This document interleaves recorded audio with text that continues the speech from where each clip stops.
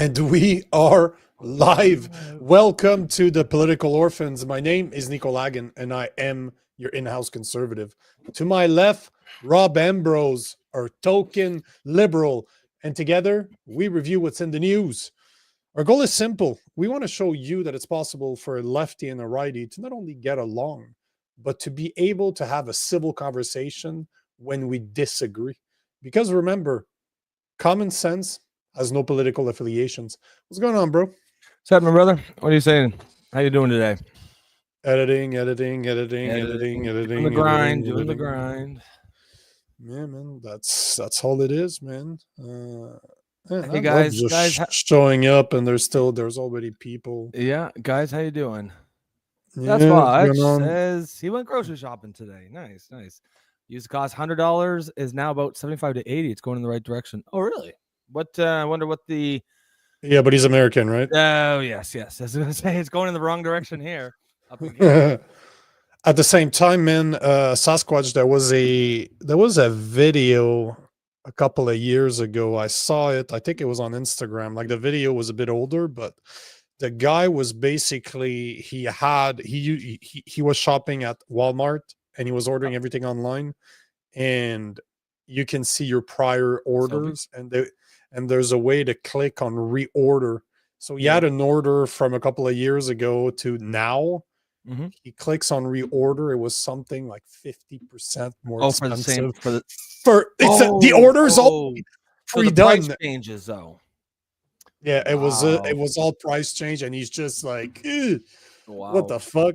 But it's a good comment, because we're definitely going to talk about this today. Yep. Because at the end of the day, I'll throw the question. It's the first time that I'm going to do it within the first 2 minutes, but I will throw the question out there right away. What do you guys think we should get involved in foreign issues, or should we concentrate on Canadians? Because it's really simple. I think it's a good question, and I think there's a couple answers here, right? Like, some people might think, yes, if it's the right cause, but the causes that we're picking now are not the right causes.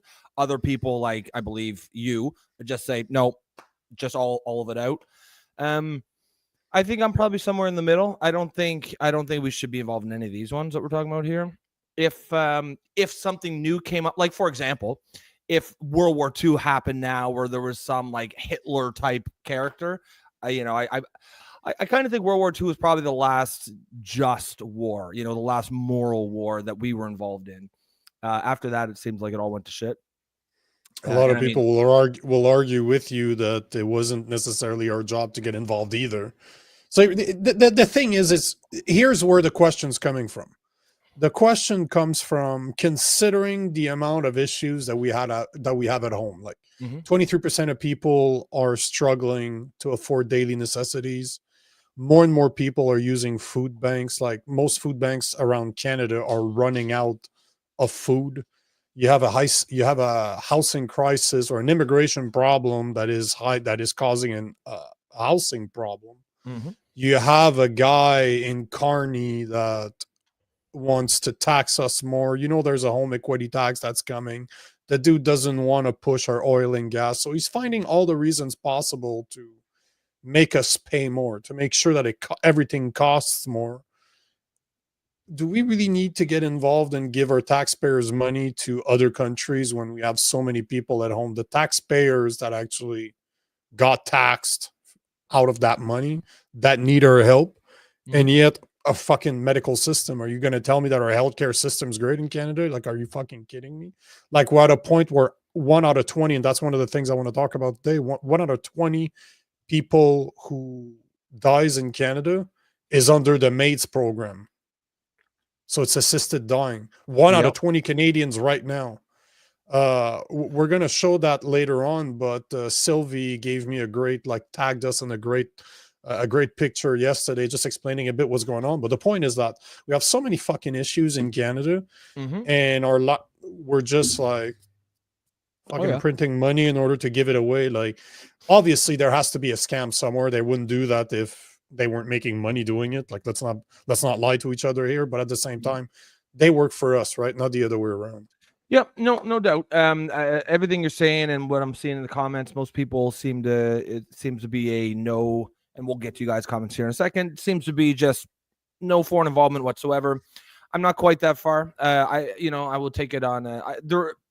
There could be a scenario where something comes up where I think if it suits Canada's interests, then sure. But that's more of a hypothetical. I don't see anything out there that meets that criteria. I can't really imagine a sort of foreign war or conflict that could spring up that would meet that criteria. It's more just a hypothetical. I think the ones that we're involved in now, I don't really see, as where was it? Sasquatch said, not trying to be mean, but what difference does it make if Canada gets involved? Yeah, that's basically basically the whole point of the episode today. This is exactly my point. Tiny Dick on the block is trying to sound tough. We're trying to sound tough. Pound our chest. We're going to talk about this later, but France, the UK, and Canada are warning Israel about what? What the fuck are you going to do? You got nothing. You're going to send a bunch of woke people to go fight Israel, arguably they have those guys like the IDFs. However you feel about Israel, IDF, pound for pound, one military versus one military, those dudes are fucking savages. Oh, well, those dudes are fucking crazy. For sure. We'd be pregnant. We'd get raped so bad that men would be pregnant. This is bullshit. We're pumping our chests and we got nothing. Well, and I don't even think we're pumping. I don't think there's any threat of even our leaders. I think wouldn't make a military threat against Israel. I think it's more economic. But even still, what do we have? We're going to cut off your maple syrup exports. That's basically no our maple syrup for Israel. No maple syrup for you. That's our only leverage. It's just, I mean, there's a couple. Even if you're going to sit there and say, okay, should we get involved in this? There's a couple things you have to think about. A, the things you mentioned, like, have we taken care of our own shit first? Because I mean, that's first and foremost. If we've got veterans living on the streets, if we've got huge homeless problems here, then we probably can't afford that. The other is it even effective? Is there anything we can actually do? And the answer right now is no. We're not. If we want to be that big swinging dick, then we gotta take those pills that you see in the back of the magazine. Grow your dick size. We got to do something because it ain't big enough yet to strike fear in the hearts of man. Jason, what's up, brother? What's going on, bro? I just want to take this one quick because I think this might be a new commenter. Gerald, good to see you.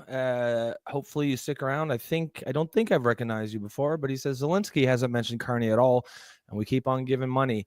It's funny, right? Like he's not even giving us a fucking he's not even giving us a thanks or whatever. We're still shoveling money. He's fucking us in the ass and not even giving us the courtesy of a reach around, Trump did the same thing yesterday. He sent a message to Putin saying, we'll talk about it later, but he's basically saying that he spoke to Putin for 2 hours. It went super well, blah, blah, blah. He's thinking like France, the UK, he's talking about Israel. He's talking about everybody. No fucking mentioned about Canada. It's like, we're getting dissed by fucking Zelensky. Are you kidding me? Midget GI, like the midget GI Joe is fucking laughing at us. We can't even get a shout out from fucking Zelensky. The fucking Zelensky. Like it's bad. It's bad. Bro, at least give us something, man. Give us we're reach around. Give us a reach around. Ass fingering. Nothing. No rim job. Nothing. Bro. Give us something, man. He's just leaving us. No, but again, as we said earlier, as I've been saying for 2 months now, elbows up, bitches. This is exactly what happens. And thanks for whoever posted that in the Discord server, because that was exactly what I meant. No, somebody else posted it. Someone else posted it first? Somebody else posted it. You were like sloppy seconds, bro. I was slow to the draw. So, can't beat our audience, man. They keep it's a bit different from your sexual relationships. That's right. Always one step ahead. That's right. So wise guys saying we should be completely neutral. It works for Switzerland, why don't we just do that? Become a fucking a tax haven, make super strong banking laws so we don't have to cooperate with foreign governments, and then just have all the rich people in the world just put money in Canada. No military, be neutral. Fucking Nazis just went. They didn't even give a shit about Switzerland. World War II happened in Switzerland's backyard, and they weren't even affected because they were neutral. But yet, I don't know if you know this, but man, fuck, I remember the weirdest fucking things. I never brought this up in a conversation, but do you know that during World War II, Switzerland did maintain neutrality, but they were able to fight the Germans, and the Germans decided not to try to invade them anymore because they have such a strong military. They have a lot of old school dudes that fought, and if I'm not mistaken, their terrain is pretty hard. No, all mountainous, right? But that's not what it is. I'm pretty sure that it's Switzerland that actually once a year they require. They used to have military service as a requirement, and then men would have to keep their guns. They would give you your military gun, and every year they have days where you can show up to the range for free. You can practice all you want so that you keep up with your shooting. And that's what happened. Like the guys, probably because they have mountains, and if you know how to shoot, you're hiding, and they're like, yeah, fuck you. Switzerland's not worth it. Plus, who the fuck wants to invade Switzerland? What the fuck's the point? But if I'm pretty sure that it was them during the Second World War that was not invaded, because they were actually, the guys that were there actually knows how to fight. They just choose not to. To me, it makes sense, man. I mean, it's I know that there's, I think Switzerland has always been, because it is mountainous, it's easy, it's hard to take, it's easy to defend, and they've always had that sort of warrior culture. And they've also been, always famously neutral, and I'm pretty sure they held on to quite a bit of Nazi gold too. So I think no, never, no, you don't say. Yeah, the Swiss. I don't know, man. They're good at branding, man. No one ever gives a shit about the Swiss, even though they're always playing all the sides. They don't give a shit. They just make money. Actually, Jason, I mean, I would say Switzerland, right? Like, because they are completely neutral, and I don't think they get judgment for it. I don't think anyone shits on Switzerland. It's because everyone's got their fucking. They're corrupted, and they're stolen gold in the Swiss vault. So, or they just don't remember. They're like, who the fuck's Switzerland? It's like Iceland. We never hear about Iceland. No, what the fuck do they stand for? I don't know. Surviving probably. It's probably not that easy. They were the big team in Mighty Ducks 2 that Team USA had to face. That's what they're known for. Yeah, Mighty Ducks 2. Yeah, they were the big team to beat. Misfit says send the woke. Hopefully we don't get them back. They won't do well. They wouldn't do well in a military environment. This is where you and I disagree, because with the size of the average woke, they would serve as great bullet sponges. Bullet sponge. That's awesome. Yep. Send the fat. Send the fat. You dress them up as SpongeBob to make sure nobody misses them. Yeah. Put a target, a big giant target. Put an eye. Oh yeah, just put a red dot right in the middle of the chest. Oh, that's funny. Damn. Sylvie, we still send billions to Israel, money and commitment. Yeah, exactly. And again, we are going to get into the threats. But I think it's more like, guys, please stop doing that. I don't think there's any real threat, nor could we, because, as Jason what we got to do about it? Exactly right. As Jason said, the Mossad boasts one of the best militaries in the Spec Ops community. Yeah, and they get us, what do they get? How many billions of dollars from the U.S. every year? And Canada, they get money from Canada too. Yeah, they're well funded by the world, and they are, they're hard because they have to be. They're constantly in conflict or in battle, whether however you feel about whether they're on the right side or not. Don't fucking trigger. I'm not getting Jason going, but you don't need this shit. Suffice to say, they are constantly in conflict, so they're always trained. Yeah, you wouldn't want to fight them. Certainly not as Canada. No, definitely not. Sasquatch. I knew a retired Top Gun instructor, and I asked him who had an Air Force that could match USA. I think the answer is China, Russia. He said Israel. They are unmatched. Yeah, I've heard that too, actually. It's not just that, but some of the technologies that they've developed, like the Iron Dome, that they have protecting themselves. That's why most missiles don't go through, because they're so well protected. And it's a small country too, so they've been at war forever. They're a small country. It's not like Canada. Try to protect yourself like you're. Look at the U.S. Building an Iron Dome to the quality of Israel is going to be very hard. As much as just the size, right? Yeah. Oh yeah, just the size that you're covering is immense compared to Israel.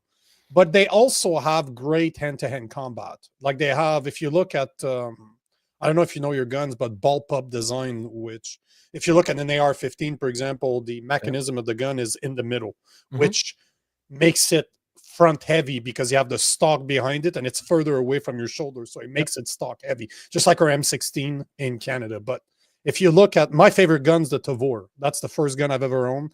It's Israeli, it's military grade, it's made by the IDF, and a bullpup mechanism is in the back. Okay, is in the shoulder, so you can literally, it's meant for probably less fatigue on your arms, right? When you're holding I can have a 16-inch barrel on an AR. The AR is going to be the mechanism, the stock plus the barrel, because it sticks out.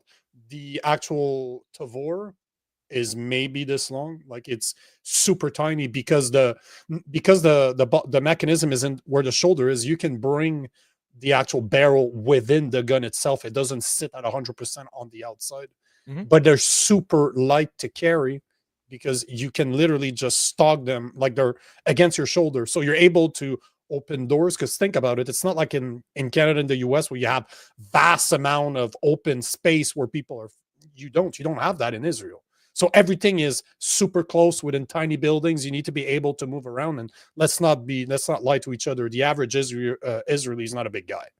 Like they're not. I know a lot of them. They're not big guys. Some of them obviously are big, but oh man, their gun, like they've developed some really good technology. Like love them or hate them, they've been at war forever, right? Yep. Yeah, I mean they're exactly. They're a warrior people, warrior culture, and that's just constantly going to bullpup for CQB. Close quarter battle. Just keep tight. Yeah, well, I'll show it to you because it is still to this day. It's still my Uzis are Israeli made too. Yeah. Oh man, what a nightmare those things are. They're way too sensitive. Yeah, like going to war. Hey, going to war with that, bro, you're gonna shoot people, because it's like, in the movie they drop them and they shoot all over the place. Yeah, that's pretty much. Obviously, it's exaggerated, but this is the TAR-21. That's the Canadian version of. Oh yes, I've seen. Yeah. I've seen this. So brilliant gun, by far my favorite gun to shoot. Like I love this thing. I've shot so much of that gun. Really? Yeah. Nice. Oh yeah. And what's amazing is the recoil. Like? Almost nothing. Yeah. But the thing is, one thing, but they're not cheap, man. I think 10 years ago mine was about $2,500. Wow. $3,000 already. Oh yeah. Can you even get them in Canada? Oh yeah, well. Not under Trudeau. Yeah. But you could back then. But they used to be non-restricted. Really? So you used to be able to go hunt with that. Because it's 223. It's 223 or 5.56. So you could shoot anything smaller than a deer. But yeah, now it's been they're banned now. You can't buy them. You can't sell them. It needs to stay in your safe. And soon enough, they'll probably take them away from people. But yeah, it's a great gun. Really great gun. PB and AB, good morning from sunny Alberta. Good to see you back, PB. I think yesterday was your first day. Northern Hillbilly, did you miss me? He said, and of course we always do. You want to take that one? Yeah, all I was is I like the conversation, but we'll move on after this. But wise guy saying I disagree. The strongest nation and most advanced is very arguably. Are we talking just the Air Force right now, or are you talking the overall military? The thing is that one of the difference that I believe where Russia and probably China make them better, at least in the current state, is how woke the rest of the world is. Like we've talked about this before. Just look at the type of just it sounds dumb what I'm gonna say, but just look at the type of ads that they have to recruit. Sure. Russia has a very, very strong warrior culture. So does China. The IDF does too, but it's not the Mhm. same. As much as I love the US, they don't have the culture that hopefully they bring it back there, but they don't have they lost Sounds their like they're warrior trying to get that culture. back. Yeah. And Um, I'm sure they will, especially down south, but it's not as strong as it used to be. And that's a big difference between China, Russia, the US. yeah, They and are China's those pretty guys are secretive, but fucking I animals. suspect they're pretty. They've still got that warrior culture. Um, they, and another thing about Russia that I mean, they're obviously learning a lot of lessons in the Ukraine war. See, like it's pretty clear that drone warfare is a future of warfare, and Oh yeah. Russia's getting a lot of practice. In fact, that's why so many Western countries are so interested in this because, the military industrial complex is fucking cream in their pants because this is like, oh shit, a war. We get to try out all these weapons that we've been building, and it's pretty ghastly. Especially if you see some of those videos, you see them on X sometimes, and it's almost like a fucking Black Mirror episode, man. It's fucking terrifying. You see the drones flying around a guy and he's trying to run away, and they're just fucking with him. They let him run around for a bit, and then when they're done with him, they just fly in and blow him up. It's pretty scary shit. Years and years and years ago, I worked in telecommunications forever, so we got really big conventions that we were invited to that I could go. That was part of my job to go to see what the new technologies, what's coming up. And I remember years ago, we had a special speaker that started talking about Black Ops technology that you wouldn't hear about anywhere else. And we're talking, bro, 5 to 10 years ago. And the guy was explaining how they were able to develop missiles that were attached to drones that were based on DNA. Mhm. So if they got a hold of your DNA, they could actually set Jesus. up.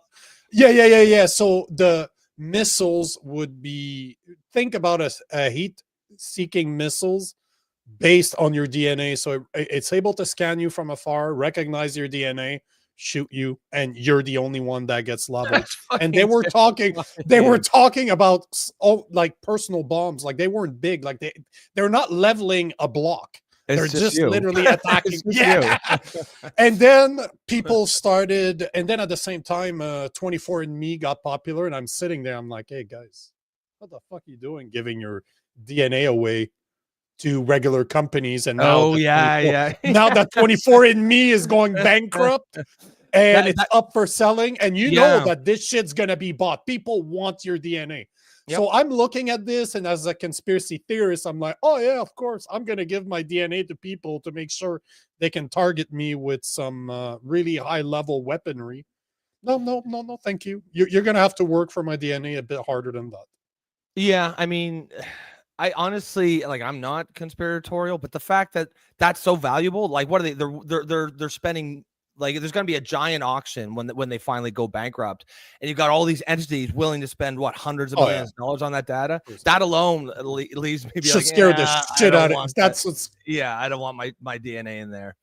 okay. Last two ones, and then we move on. So Yep. China and Russia could fuck around and find out if America still has a warrior culture. I'm not saying they don't. I'm I just think if saying that it's I think if not a the war same. happened, I think if a war happened, it might take them a little bit to sort of shake the rust off, but they get there eventually. I don't know that there's as many people ready to join the military right now in the US compared to Russia and China. If you go like Well, ratio Russia's of pretty the depleted right now. population. They've lost a lot of guys in Ukraine. China is who would scare me, but all three of them are pretty technologically advanced as Yeah, well. it So wouldn't be pretty. No yeah, matter what, it wouldn't be it, pretty. it wouldn't be good. Um, Wise guys saying I've watched the war daily since it began in 2014. In fact, the Russians have performed a strategic war, which has the Ukrainian dying at a 10-1 ratio. And that's another thing that a lot of people don't understand. Russia are not trying to destroy the Ukraine. They were trying to get over the Ukraine so that they could take it away and reintegrate it as part of Russia. They don't want to destroy it because that means they're going to have to rebuild it afterwards. Because if they wanted to level the Ukraine, that would have been done a long fucking time ago. That's not what they were trying to do. They Mhm. still have a lot of people. The whole east portion of Russia, the whole east portion, a lot of the east, what was it, like 80% of East Ukraine still as Russians, ethnic Russians, and so they're not going in there trying to kill what they consider their countrymen there. So yeah. One way or the other, I think it has to end soon. I think the writing's on the wall. I think Ukraine knows it. I think Russia would just prefer to have it done. Something's got to happen. I don't know what the fuck Zelensky was doing in the Oval Office that day, but I suspect it's probably going to end somewhere along those lines where they sign that mineral deal. U.S. takes 50%. Signed already. It has been signed. Okay. Oh yeah, they signed it like 2 weeks ago. He agreed to it like 2 weeks ago or something like that. And then PB in Alberta, what's going on? Nice to see you again. Hate to tell you, but if you have a digital health record, they have your DNA. Well, I do not. Yeah, but they probably have a. I was being facetious because technically it wouldn't be hard for them to get my DNA if they really wanted it. No, that's right. Like it's not hard to get somebody's DNA. So. All I'm saying is I wouldn't give it away for free. Or I wouldn't pay to give it away to people. Yeah, exactly. PBAB says, just got to say how much I'm enjoying listening to you both. It's like hanging with them brothers. Well, we appreciate that. Glad that you enjoy That's the whole goal. That is Thank you. Goal. That's a couple of guys shooting the shit with, not just us, with all you guys, kind of just shooting the shit, having a laugh, talking about some important topics, but also having some fun while we do it. And guys, if you are new to the channel, you're getting good at this. Yeah. I was like, is he gonna take the bait? Is he gonna take the bait? Yeah. I'm getting there. Good for you. If you are new to the show, welcome. Hopefully you stick around. Best, as you can see, the show thrives on audience engagement. So make sure to throw some comments out there. If you're on X, best way to join the action is over here on YouTube, because that's where most of the comments are.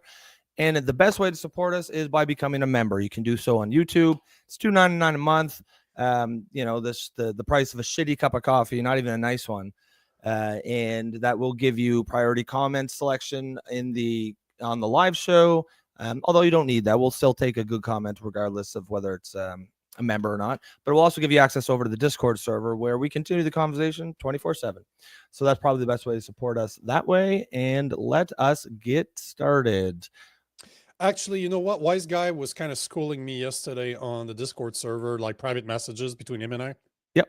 And he's like, you guys should mention super chat. I don't like to talk about this stuff. Like I'm forcing myself to remind people that we have a membership. But if you don't want to be a member, you can still, supposedly you can click on the super chat option and it will highlight you give us X number of money. And it highlights your message and we'll make sure to display it. So if you don't want to support us, but you want to have your voice heard, super chat is also an option on YouTube. And that comes from Wise Guy. Yeah. So I'm just saying I'm not good at this, but at the same time with him, I probably put at least 6 to 8 hours now in this show every day. So I really want this to work. I really want to have well, that's the big goal. It's just so we can do this, there's just some security where we can do this, Yeah, no, it's just I believe that what we're doing is right. I believe that having a community of people that have a place to go, I can talk to other like-minded people and have civil debate. Who want to get away from the toxicity of the political discourse most other places on social media and the internet. Or they're tired. Their wives are tired. Yeah, their wives like, I don't want to fucking talk about this shit anymore. Yeah, that's what we're for.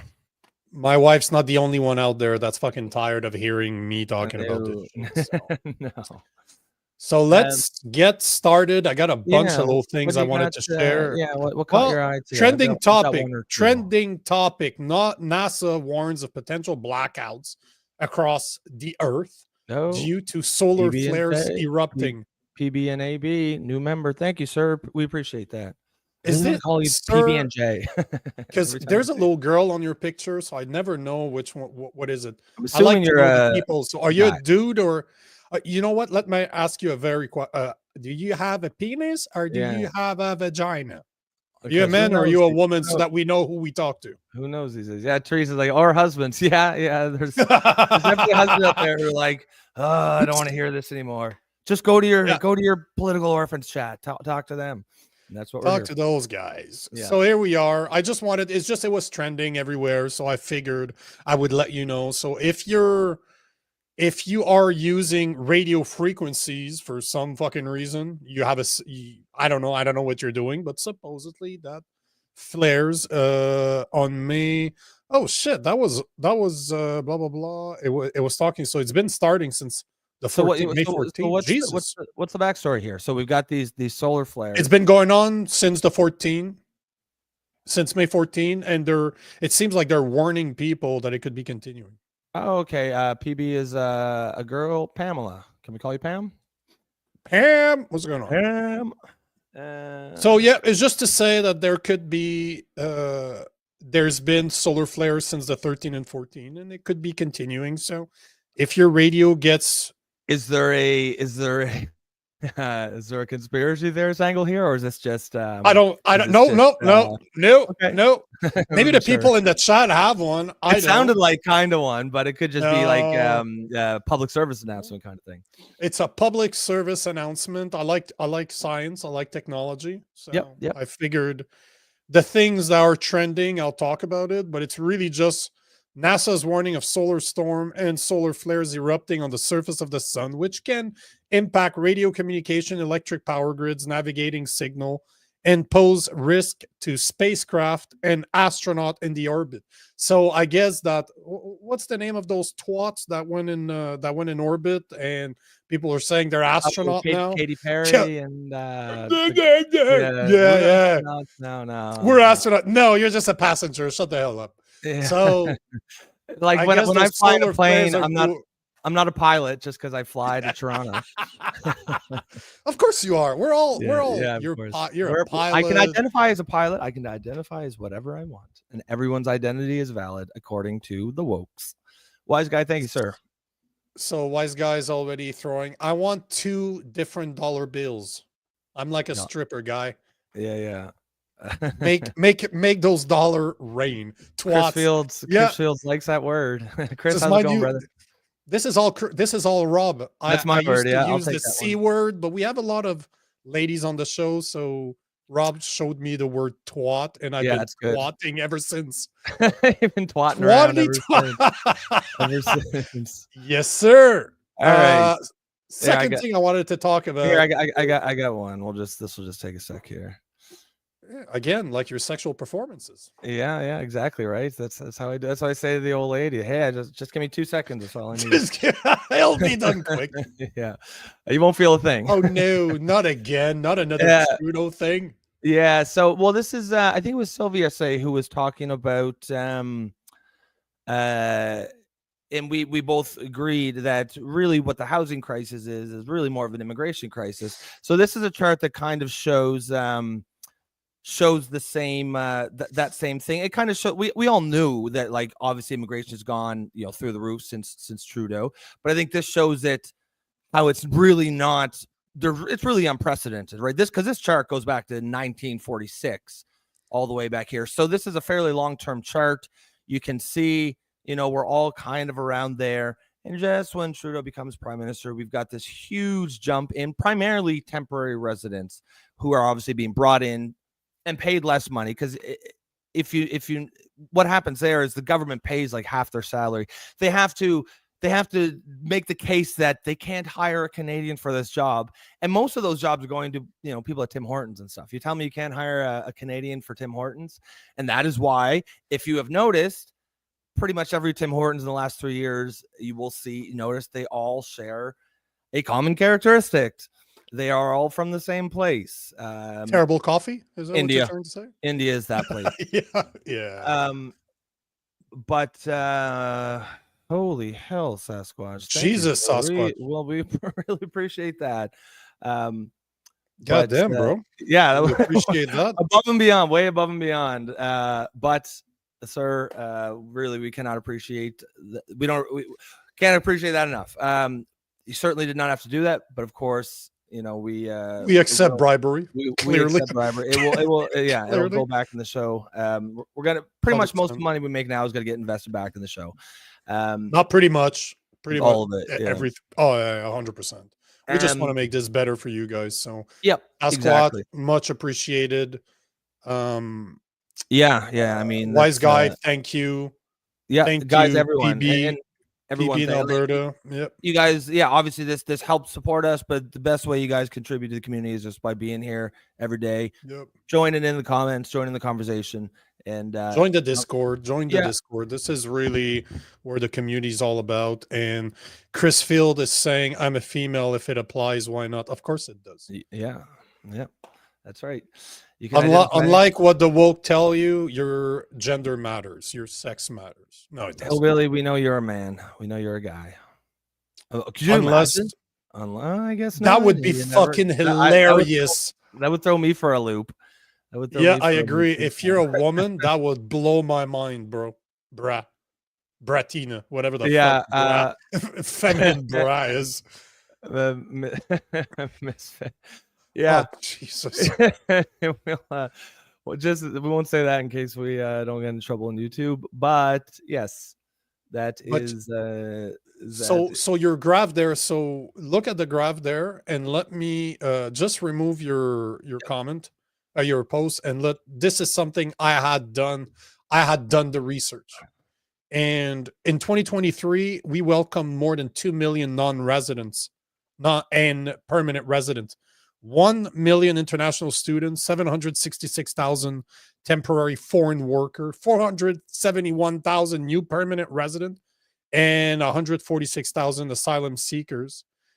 Yet we were building 220,000 houses. I was looking this morning. It's 205,000 that we've been averaging in 2023. The last time it was counted, we built around 205,000 houses. So what I was talking about, 250, I was wrong. Not a good wrong. I wish it was more, but clearly it wasn't. So we definitely have, our housing crisis is not a housing crisis. It's an immigration problem.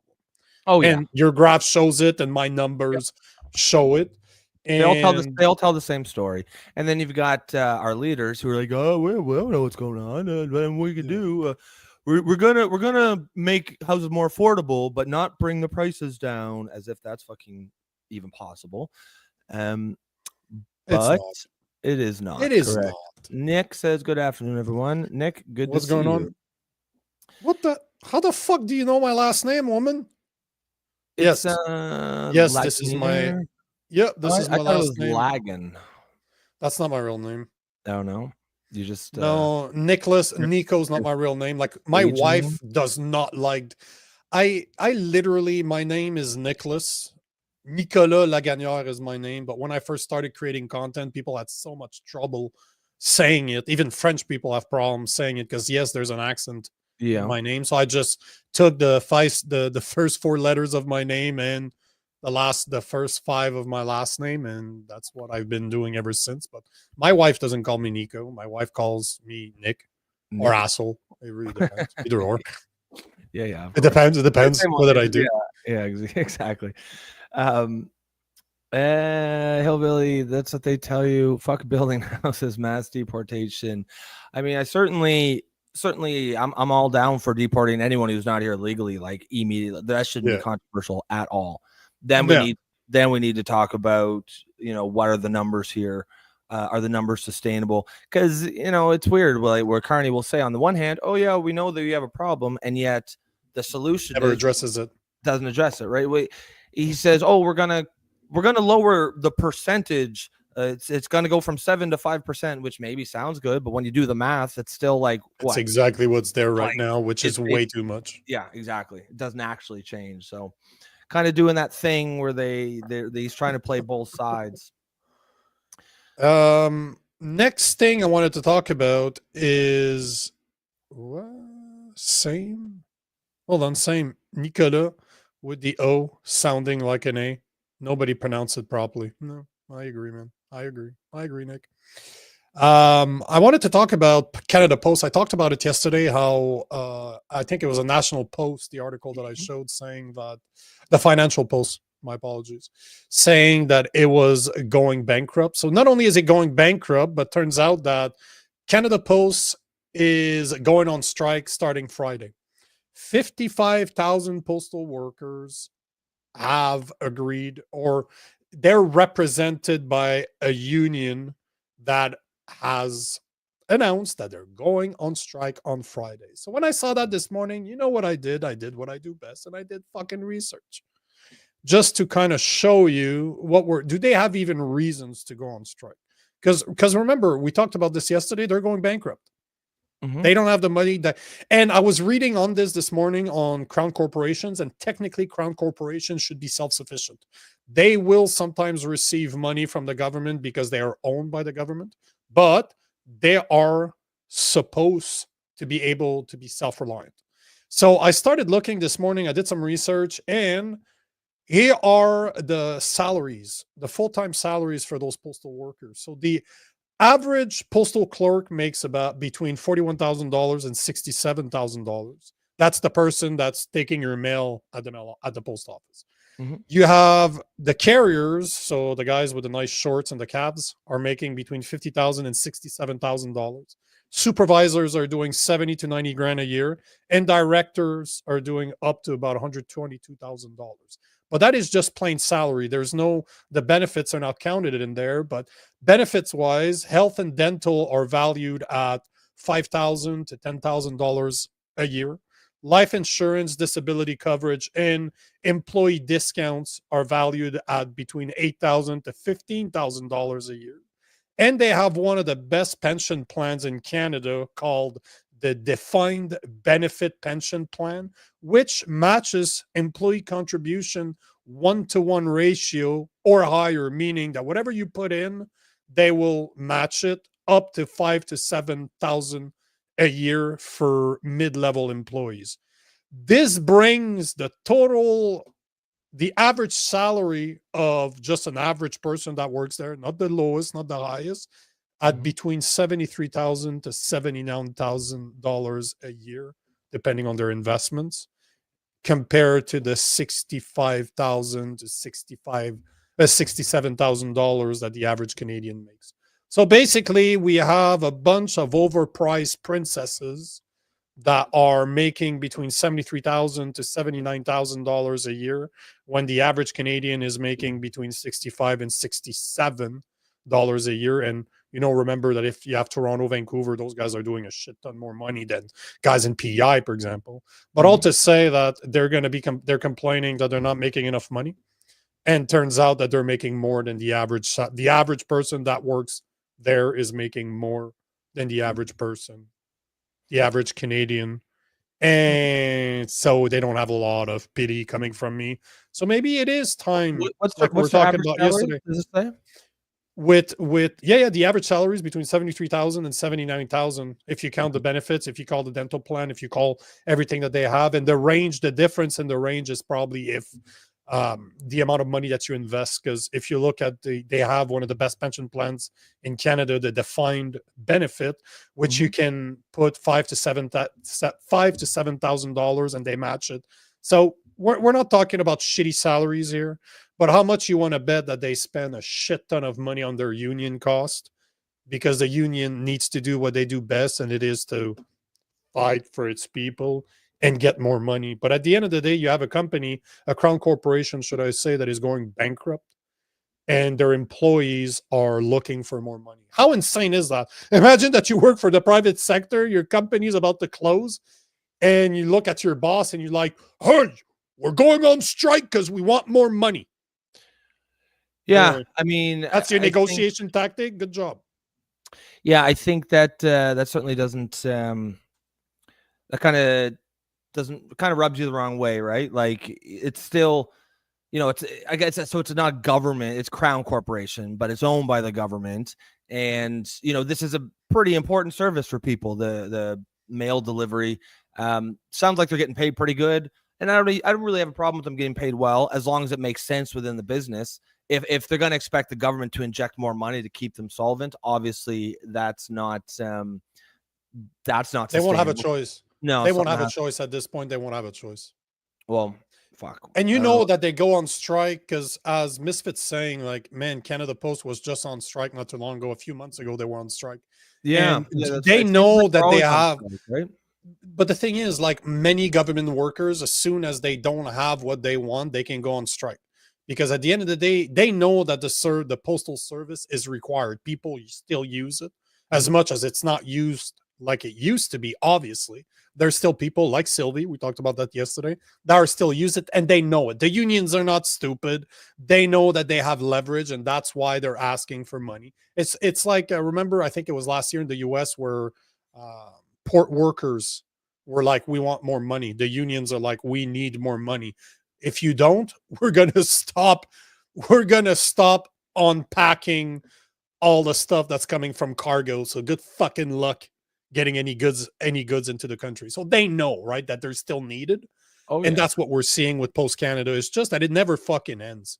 It's not like they're hurting. That's the point, right? That's why I spent about an hour this morning. Just look at the numbers. I'm like, do they have reasons to complain? They're making more than the average salary at Canada Post is higher than the average Canadian salary. So why the fuck are we even talking here? Why? What's the problem? Yeah. I mean, it's to me, it seems greedy. I don't have an issue with people trying to get the most money they can. But once you're talking about a crown corporation where, government taxes are theoretically paying for some of those salaries, which come from us, then obviously it is relevant to us. In theory, though, it's supposed to be, if not profitable, at least pay for itself. Sustainable. Right? It's not supposed to be like the CBC, who's just taking $1.5 billion every year. Yeah, Dave B is saying the next CBC defund both of them. Yeah. Well, yeah. I mean, if that's the way it goes, then like they can get fucked. Usually, it's just as much the manager's fault for agreeing to some of these demands as it is for for the people making the demands. But you got to have some sense of what are they making relative? What did you say the average Canadian salary was? 65 to I've seen anything recently 63 to 69. It's somewhere in there, but people say between $65,000 and $67,000, and they're averaging between 73 to 79. So they are making between $8,000 to $12,000 more. So decently above the average Canadian. Oh, like 20%. Yeah, get back to work, guys. You're fucking mail carriers. And can we be honest for a second? They're not required to be smart to do what they're doing, because I can tell you, as someone that has tried to deliver mail all over Canada, they're not the smartest people. The clerks are not there for their brains. The people that are delivering packages, I'm sorry, but it doesn't take intelligence to do this. Can you read the number that's on the house and you deliver there? And most of them, even here in Montreal, a lot of places, they have boxes. Like in Laval, where I'm right now, they have boxes. They don't even deliver to the home anymore. Like they have those collective boxes, and they just fill that out. So don't give me this shit that you don't need to be very bright to deliver mail. Sorry. No. I'm sorry. No. and it's you hear it's stories. Not a trade. Let's say that it's not a trade. No, it's certainly not a skilled trade. I had a buddy who used to do that work at Canada Post, and he was like, it's ridiculous. Like, they'll get people there, they'll have a box there, and it might be a half a kilogram above, because they have regulations, right? Like they'll be like, union rules, you're not allowed to lift a box above 35 kilograms. And if it's 35.5 or whatever, it's probably not that high, because that's actually like 70 pounds. That's a lot. But let's say it's like maybe 10 kilograms or something, right? And they'll weigh it. They're like, oh no, it's a quarter kilogram above, can't lift it. And it's like, I can't lift it, but I need to lift it to weigh it. Yeah. Oh, that makes a lot of sense. It's just that nonsense. Just get it fucking done, man. And yeah, if they were being paid below the average, I might say, okay, sure, maybe they have a point. But you know what? I would understand. But now you're making 8 to 10 grand above the average the average salary. And let's be honest here, you're getting a lot more raises than the average individual. Raises, benefits. You're gonna get a yearly cost of living increase just based on inflation. That's exactly my point, which most people don't. That's built in. Yep. So yeah, just get to work, guys. I doubt they're probably making a lot more than the UPS drivers or the Amazon drivers. I would imagine so too. I would definitely imagine so. Sasquatch asked a great question. What company or corp in Canada funding that's making money? Give me your top 3. I don't even know what all the company is. Give me the top. Basically, what he's saying. If I understand your comment, government funding. What company or corp is Canadian funding that's making money? You know what, bro? I don't know, because that's why they're getting money. Yeah, I think they're kind of just. I think the crown corporations are kind of designed to not make a profit. Like if they make a profit, they probably like, oh, let's just spend it on something stupid. I don't, as far as I know, they have to be self-sufficient, but it's okay for them to make money. It's not a problem. They're really ran like a business. I mean, ideally, you'd want it to make money. Does that money go back to the government and then I did not know this, but your question, Sasquatch, made me Google. That's an interesting. Those are all. This is the list of all the crown corporations. I did not realize that they were that many. Like the liquor Jesus. stores. Oh, Via Rail. That probably makes money. I didn't know Via Rail was crown. Hey man, we're learning some shit. That's why we have such great time on this show. I get questions from people. I start doing research. I'm like, God damn, I did not know that. Yeah, that's interesting. CDIC, finance. Yeah, they're making Bank of Canada. So Via Rail is. Yeah, I didn't know that either. That's you should see if you can Google if they actually make a profit. That way ahead of you, man. Is Via Rail? Take some comments. I'll get this. I'll check this. Wise Guy says, "I'm not against immigrants who do not hate us for who we are and are trying to truly integrate with our culture, but many of these people hate us." Yeah, that's exactly where I said, Wise Guy. I don't have a problem with immigration at all. I think I've met many immigrants who are among the most patriotic people because they come here with the right attitude. They recognize that they're coming to a land of opportunity and they appreciate what they have here. There are also other ones, as you see, we've certainly covered you might see them shutting down Bloor Street to pray. Those kind of ones, yeah, they can get fucked. I think there's absolutely no reason why we should not have a values test for any immigrant. They should share our values, and integration or assimilation should not be a dirty word. There's nothing wrong with expecting newcomers to fit in with the culture that we already have. Yes, they can help shape the culture as well. That's perfectly fine. Bring your food, bring your dress, bring your clothes. That's great. Love it. But don't come here and try to don't come here if you hate us, right? Don't come here and try to change our culture to be more like the one you had. Don't come here and bring your tribal battles and your fights and your 2,000-year-old battles between this tribe and that tribe. Don't bring that shit over here. We don't want that. If you want that, stay there. But yes, I agree that overall, if you want to come here, you want to contribute, you want to work, if you have a skill, if you have a young family, come on, like by all means, as long as there's room for you, as long as it's there does have to be limits to the numbers to make sure that they're not overwhelming the infrastructure or the services that we have here. But as long as it's within that, absolutely bring your young family, bring your skills, bring your education, contribute, pay taxes. Some of the most patriotic people I've met have been immigrants because they're more patriotic than the average American. Yeah, because they know. Yep. They know what they have here. So to answer your question, no, Via Rail does not make money. It relies heavily on government subsidies. Oh, okay. Operating losses in 2023, operating expenses were $812.5 million, while revenue were $430 million. Leading to a loss of $381 million. Wow, you've got Via Rail. But hold on. Via Rail has not achieved a full year's profit since 2017. So in the past 7 years, Via Rail has lost money. Hey, that sounds like CBC. That really sounds the same. Yeah. So Canada Post doesn't make money. Via Rail doesn't make money. So why the fuck are those crown corporation? Why do they even exist? If we should just call them government departments, because they don't make money either. They're just good at taxing people. So I mean, I think what happens once you're a crown corporation, you have this psychologically, the people who run it, they know they have it, so they can just so then when the union makes absurd demands, who cares? Give it to them. Who cares? In a way that a private company never would.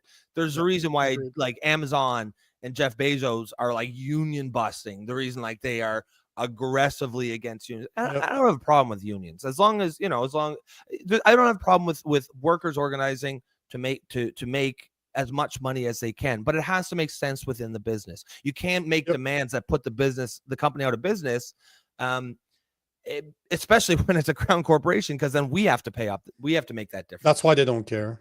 Yeah. Exactly. Sylvie's saying, I have no problems with pension plans. I don't have any problems with pension plans either. I used to have one. It was very similar to what they had. The point was not to blame pension plans. It's just as part of your salary, when I negotiated my salaries, I took that into consideration. What's your pension plan like? What's your dental like? What's your insurance? What do you give me? Because saying that you're making $100,000 per year is not just that. Like, do I make more than that? Do you know what I'm saying? Mm-hmm. So I don't have a problem with them having a pension plan. On the contrary, I think it's smart. You should utilize it if it's well managed. Utilize it. The next CBC, says Dave.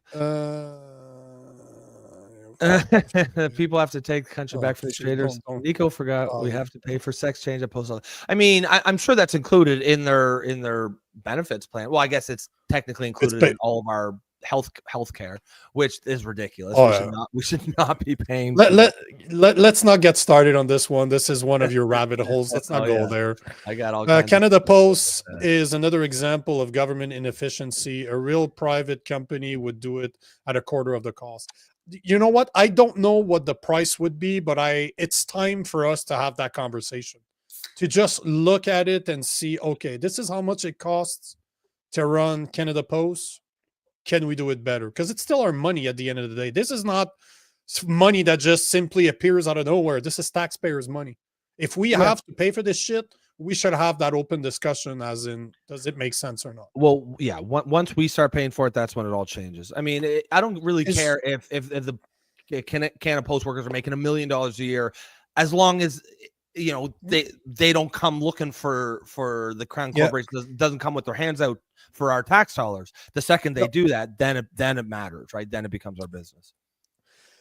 Sylvie's saying employers' pension plan when the employees contribute. If it wasn't for that, my elderly mom would have nothing. Ironically, my dad worked for Canada Post. Again, I think pension plans are smart. I think they're very, very clever. So if you have one at work and you're not taking advantage of it, you're missing it. You're definitely missing it. Definitely. So I'm not saying that it's a bad thing. It's just I had to calculate it in their overall the actual yearly salary compensation package. Yeah, of course. Time to privatize the mail. The conversation should be had. I'd be curious to see that conversation, right? Yep. Well, if they keep striking like this, people are going to get fed up.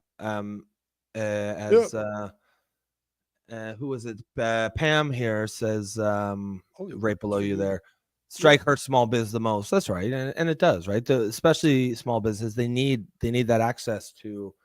They need to pay, send out bills. They need to get bills. They need to get invoices paid. And for a lot of them, the mail is still the way to do that.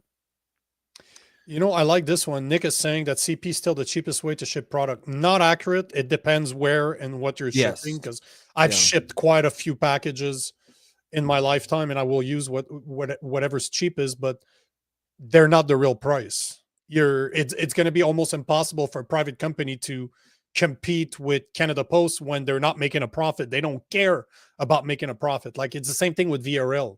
How can anybody in transport compete with VRL if they're capable at running at almost $400 million loss every single year? You can't fucking compete with them, right? So it's not real. It's like the people that tell me, oh, Alberta's not supporting Canada because Quebec and Ontario makes more money. Yeah, but hold on. You're putting cap on them, saying you can only produce that much every year. It's not real. It's artificial. You're not seeing the real numbers, right? And I get what you're saying, Nick. It's just, again, if it's paid if we're paying for it, if we have to pay, if you have to take taxpayers' money to keep it afloat, we should have the conversation. Is it cheaper to have it privatized? Because when's the last time the government did something more efficient than the private sector? I don't remember ever hearing about it. I think what you'd find is if you're sending your package to, say, Vancouver or Toronto or Montreal, it'll be much cheaper to use the private companies. And if you were sending a package to like fucking Nunavut, it would probably be cheaper to use Canada Post because they subsidize the price, right? Like they have to have delivery by, the company charter has to have delivery to everywhere in Canada, whereas UPS does not. So they will go to Nunavut, but you're going to pay the actual cost of it. Whereas if you're shipping through Canada Post to Nunavut, and that's going to be subsidized by all the other people who are overpaying to send to Toronto or Vancouver or Montreal. Wise guy's saying postal workers are, after all, glorified newspaper boys. You know, yes. And what I find funny is that I've always had that thought about stewardess in airplanes. You're basically just a glorified waitress. Instead of being on the ground, you're doing it in the air. Well, and you're a babysitter. You're a babysitter too, because goddamn, you have to deal with some fucking idiots in airplanes. So you're a glorified babysitter / waitress. And I like how they change the names of some of these jobs just to make people feel good. Like, you know how like the garbage man is now like a sanitation engineer. You know what I mean? Like, oh no, I'm not a garbage man. I'm a sanitation engineer. Oh, so a garbage man. But they just do it just to make them feel better. Same thing. Postal workers are like, you know, like I don't know what they would call them, but I guess mail delivery specialist. Yeah, yeah, you're fucking mailman.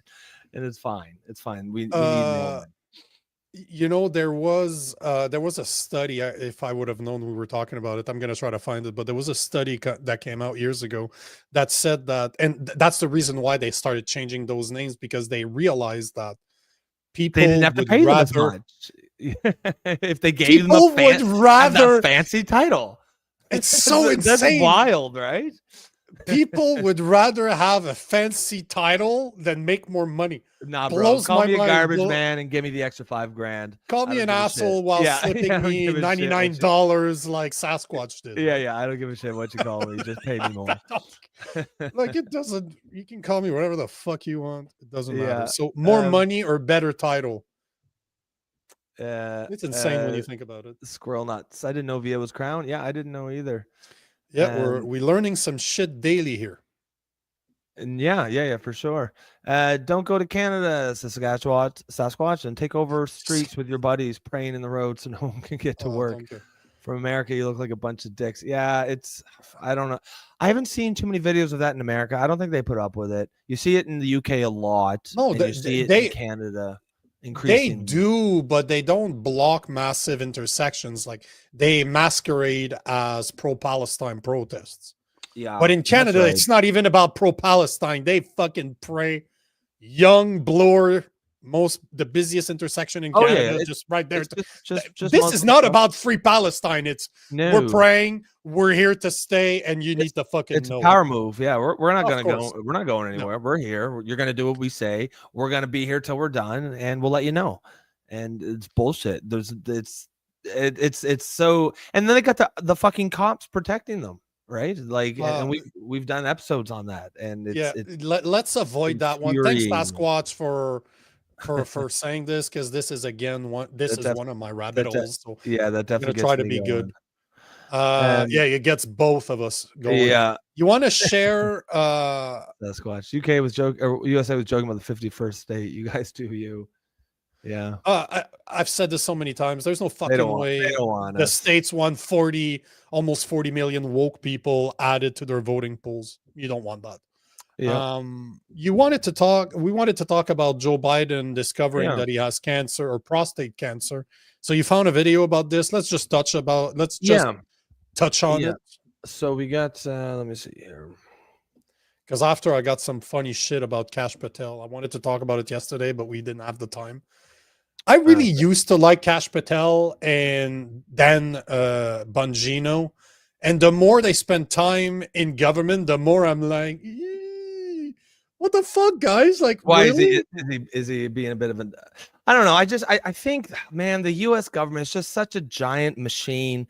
It doesn't matter who you are going into it. I just think it sucks you in, and it just everyone becomes part of the Borg. You know, I don't know that there's a Star Trek reference. The Star Trek reference. I'm a big Star Trek fan. I like Star Trek way more than I ever did Star Wars. I watched both. But I grew up watching The Next Generation with Jean-Luc Picard, and as you can say, he's my hero. Yeah. He's your style role model. Copied my whole hairstyle on him. So we'll quickly dig into the Biden thing, as Sasquatch says, Biden's in the final stage of cancer. He had to have known for at least a couple of years. Yeah, and that's the angle we're going to take a little bit. 5 to 10 years, right? That's what I've heard. That's the angle we're going to take, and that's where the discussion lies. Because I think the question is, okay, surely they were lying to the American people. Were they lying to Joe Biden? You know, like, did he even know he had cancer? Because did he remember that he had cancer? Yeah, that's it. How many times did they have to tell him, "Hey, Joe, you have cancer"? It feels, just sniffing around. You mean? Yeah, sniffing around the kiddos. It seems pretty seems pretty elder abusey to me. Or maybe he was in on it and they were just thinking, okay, well, we'll just backdoor Kamala this way before he, maybe they thought, okay, he'll win and then we'll get our first black female president. So on that note, so this is from Morning Joe. I believe it's just this morning, and it's just a doctor saying essentially what Sasquatch is saying. There's no way that they didn't know this. Prostate cancer has spread to the bone, that he could have had it for up to a decade, but certainly it's likely. Would it be fair to say it's likely to have had this for at least several years? Oh, more than several years. You don't get prostate cancer. I just want to stop you. So no ambiguity. This is not speculation. If you have prostate cancer that is spread to the bone, then he's most certainly, you were saying, had it when he was president of the United States. Oh, yeah. He did not develop it in the last 100, 200 days. He had it while he was president. He probably had it at the start of his presidency in 2021. Yes, that I don't think there's any disagreement about that. So that's that doesn't surprise me.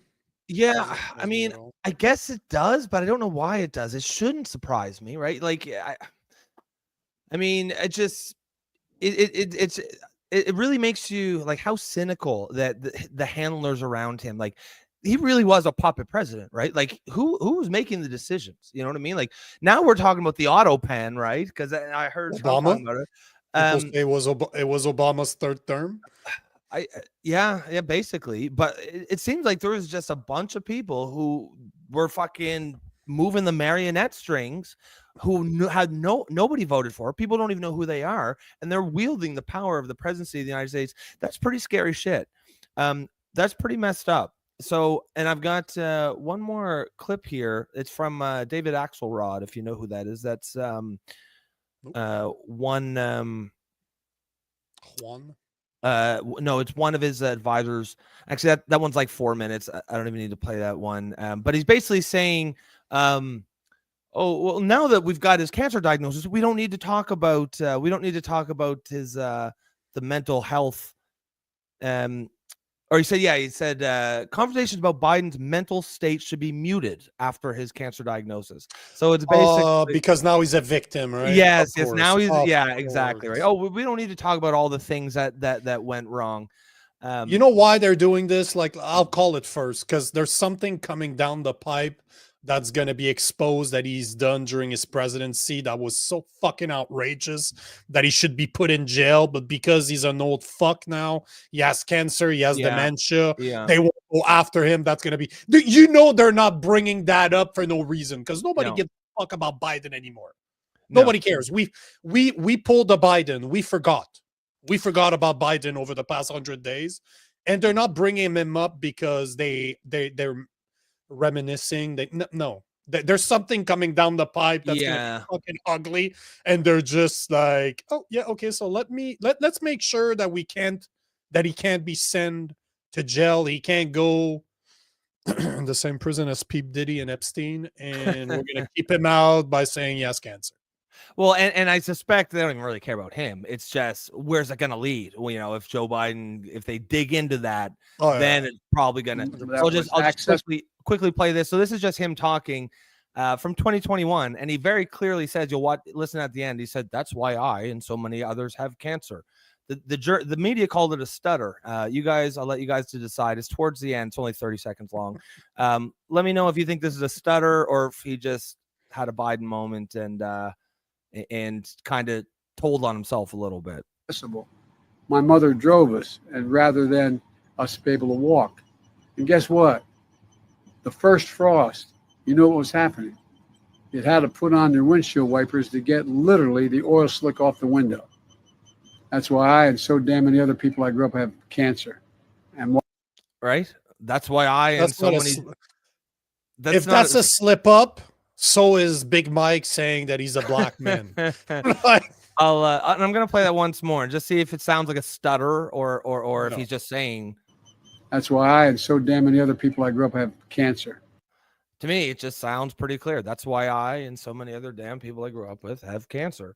So it sound, and this is from 2021. And the other thing too is like, what the fuck was he talking about? He just sounded like a dementia patient. How the fuck? But he did that for 4 I years. know he was. I know he was. But it's just like how, man, the media, man, that was so ballsy, like just so blatant. I don't know how the fuck they thought they were going to get away with that. I don't know how they did get away with it for so long. I think anyone who's on X or social media, they like, I remember seeing for years videos of him fucking walking out into the closet or whatever, wherever he was, right? Getting just turned around when by he went someone. to France. When he went to France and he starts walking away, there's a guy landing from and he just starts walking out. Yeah, like but if that was a stutter, so was this. Arlen, a bit about, just so proud of how you are being a role model for dealing with a child that's transgender. Absolutely. And that's, that warms my heart, particularly as a black man. So if that was a stutter, Big Mike stuttered too. Big Mike. I will take any chance I get to show Big Mike on screen. Yeah, you love that video. That one, and when he's dancing on Ellen, that's probably my favorite. Yeah. Hold on. This is what. What's this? Oh yeah. Too funny. Should we take a couple of these comments before we move on, or you want to grab? Right. No, go for it. Then we're gonna move over to Kash Patel. I just have a couple of videos. You're starting to see the governments in Canada and the US is a big machine that when you join, I'm the Borg. I'm the Borg. Yeah, you have the collective. Yeah, because Kash Patel, he was kind of one of those like. I actually really liked him. Same thing with Dan Bongino. Like some of the stuff that he says, obviously, like anybody, I don't agree with, but he spoke against a lot of things. Like Epstein didn't kill himself, but his tune completely changed over the weekend. It's like, really, bro? It turns out on closer inspection, Epstein did kill himself, and we will never talk about this again. No need for the list. He killed himself. No need to discuss anymore. Just trust us. Yeah. Right? Trust. Would the U.S. government lie to you? Never.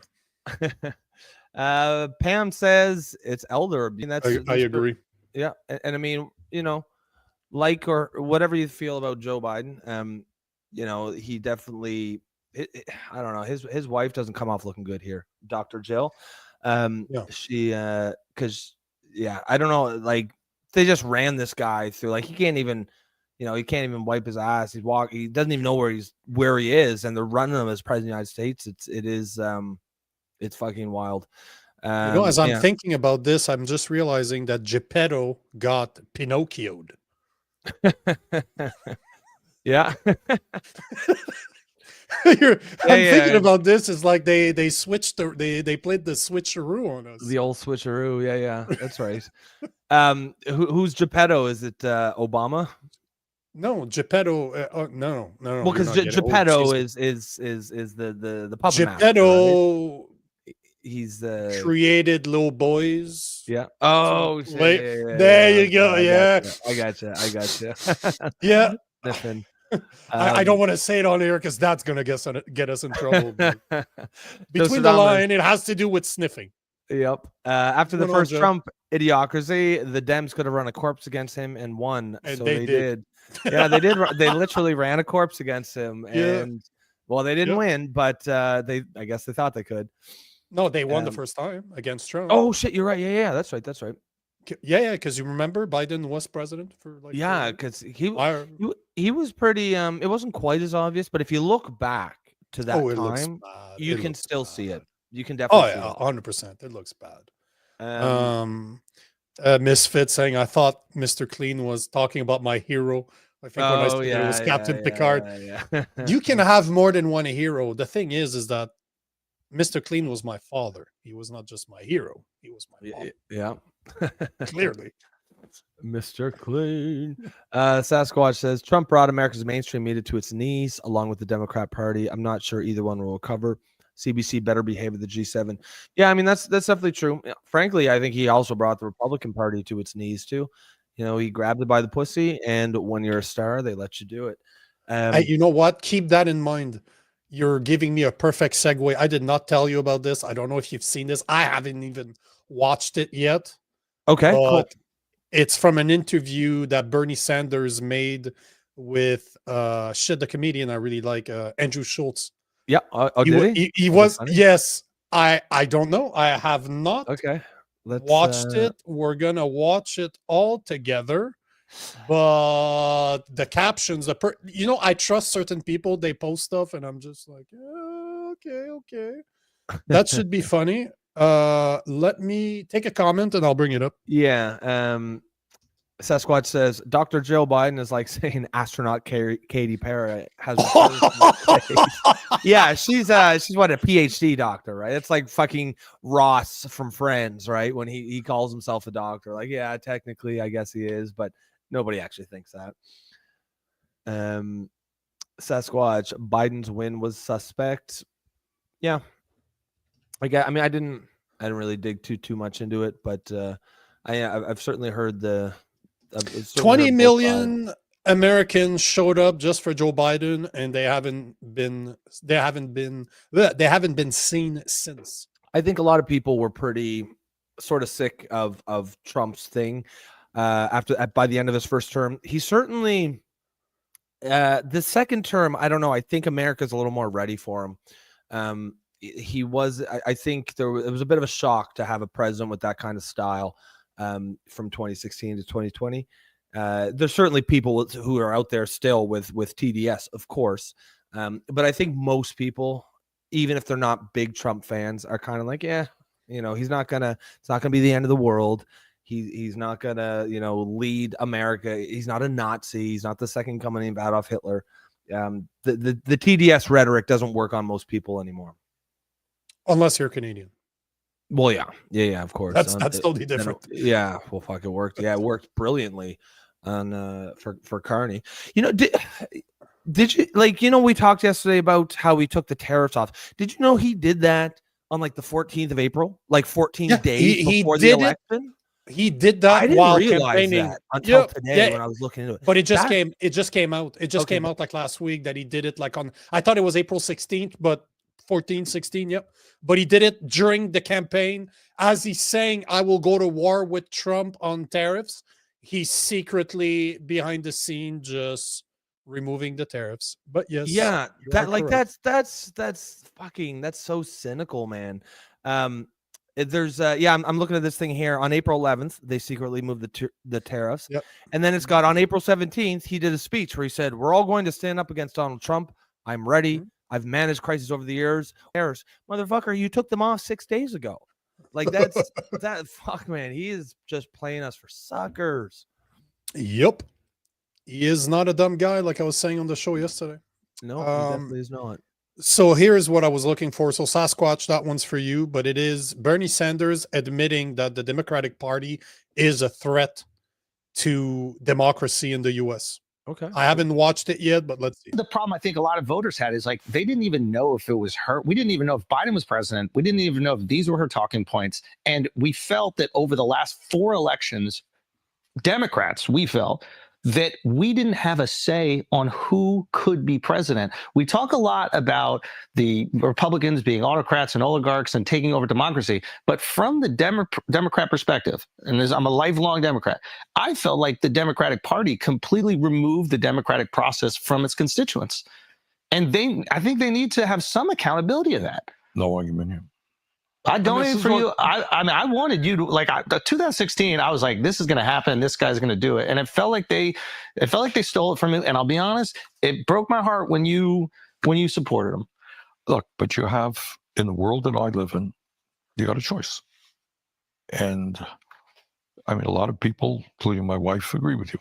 But you know, you're down to a choice: is it going to be Hillary Clinton or is it going to be Donald Trump? Not a great choice. But it ended up being him anyway, so why don't we burn it down? Well, because it's easy to say burning it down means that children are not going to have, you know, food to eat, that the schools will deteriorate, people will not have health care. I got it. And I'm an elected official. I got to represent the people. That's fair. And I can't turn my back on. But then could we not also say, if ostensibly there hasn't been a fair primary for the Democrats since 2008, are they not also a threat to democracy? We often hear. Fair enough. That is, yeah, I'm not going to argue with that point.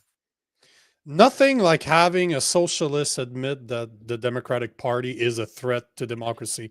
I love to see old school Democrats, lifelong Democrats like an Andrew Schultz, and just say, guy, you fucked us.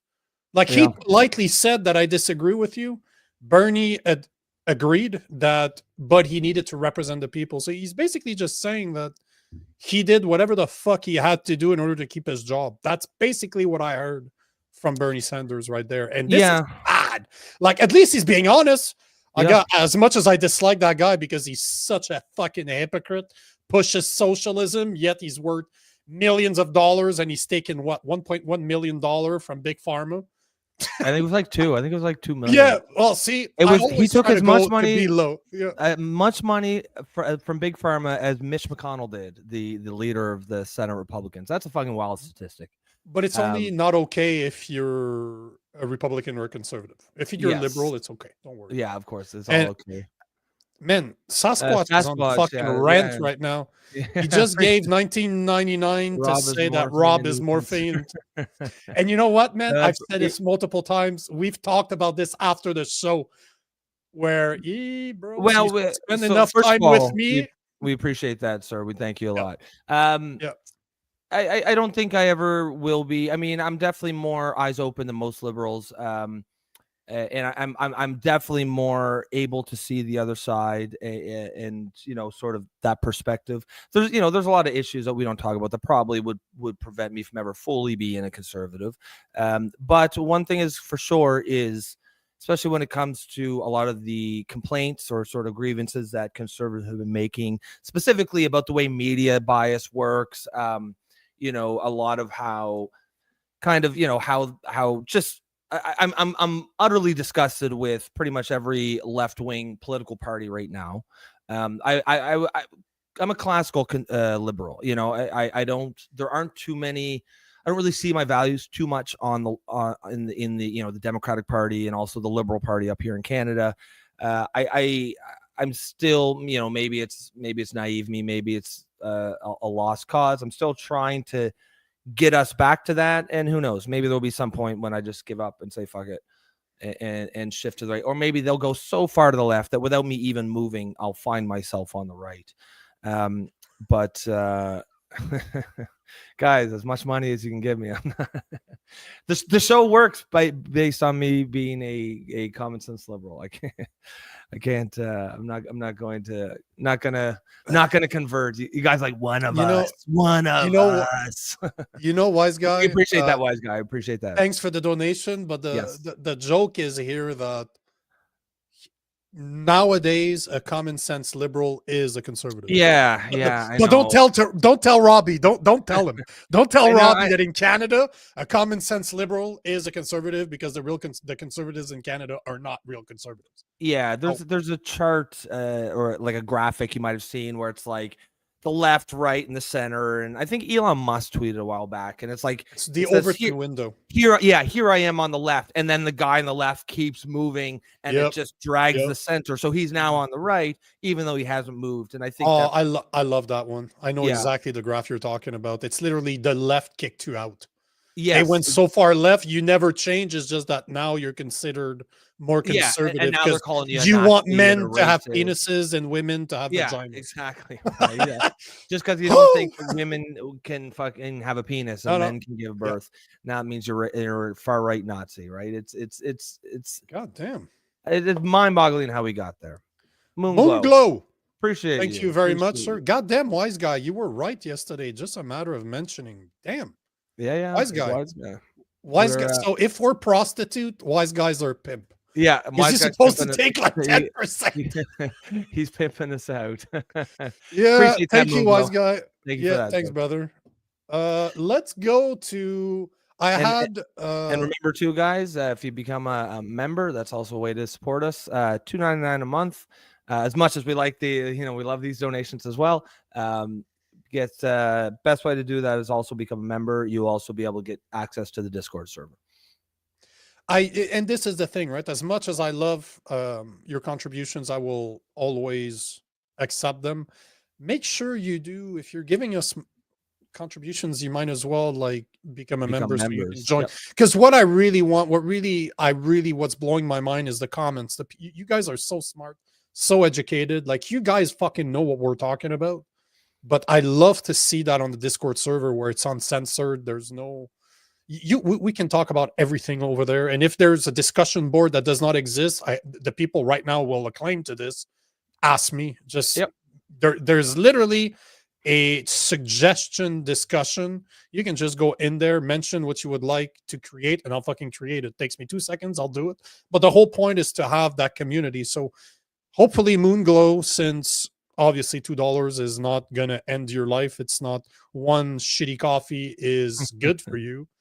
Join the Discord server, become a member. They're attached. I'm not able to monetize Discord in Canada, unfortunately, so I have to do it through YouTube. But I also want to keep I also want to keep the trolls out so that it's just a member only Discord. But man, I would love all of our listeners to be part of it, just to continue the conversation. It's just I enjoy those conversations so much. And my wife thanks every single one of you out there, so that she doesn't have to talk about it. I don't have to talk about it with her. Take the heat off of her. Yeah, that's right. But yes, guys, thank you for obviously everything helps, and we appreciate everything. There's a comment here. Hold on, before you take that one, this is the one right there. Hold on, this one right here. PB in Alberta saying the conservative are the liberal light. Yeah, Pam, you're absolutely fucking right. That's what I've been saying the whole election, that Pierre Poliev is not a conservative.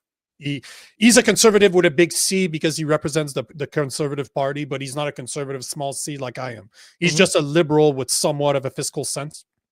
But the more I read Carney's book, the more I understand that Carney has a fiscal sense. He just does not want a capitalism to be how our economy is driven. He wants to be a Marxist. He is a Marxist. That's the difference. But Pierre Poliev's a liberal. Does he really? Because he made a lot of money in a capitalist system.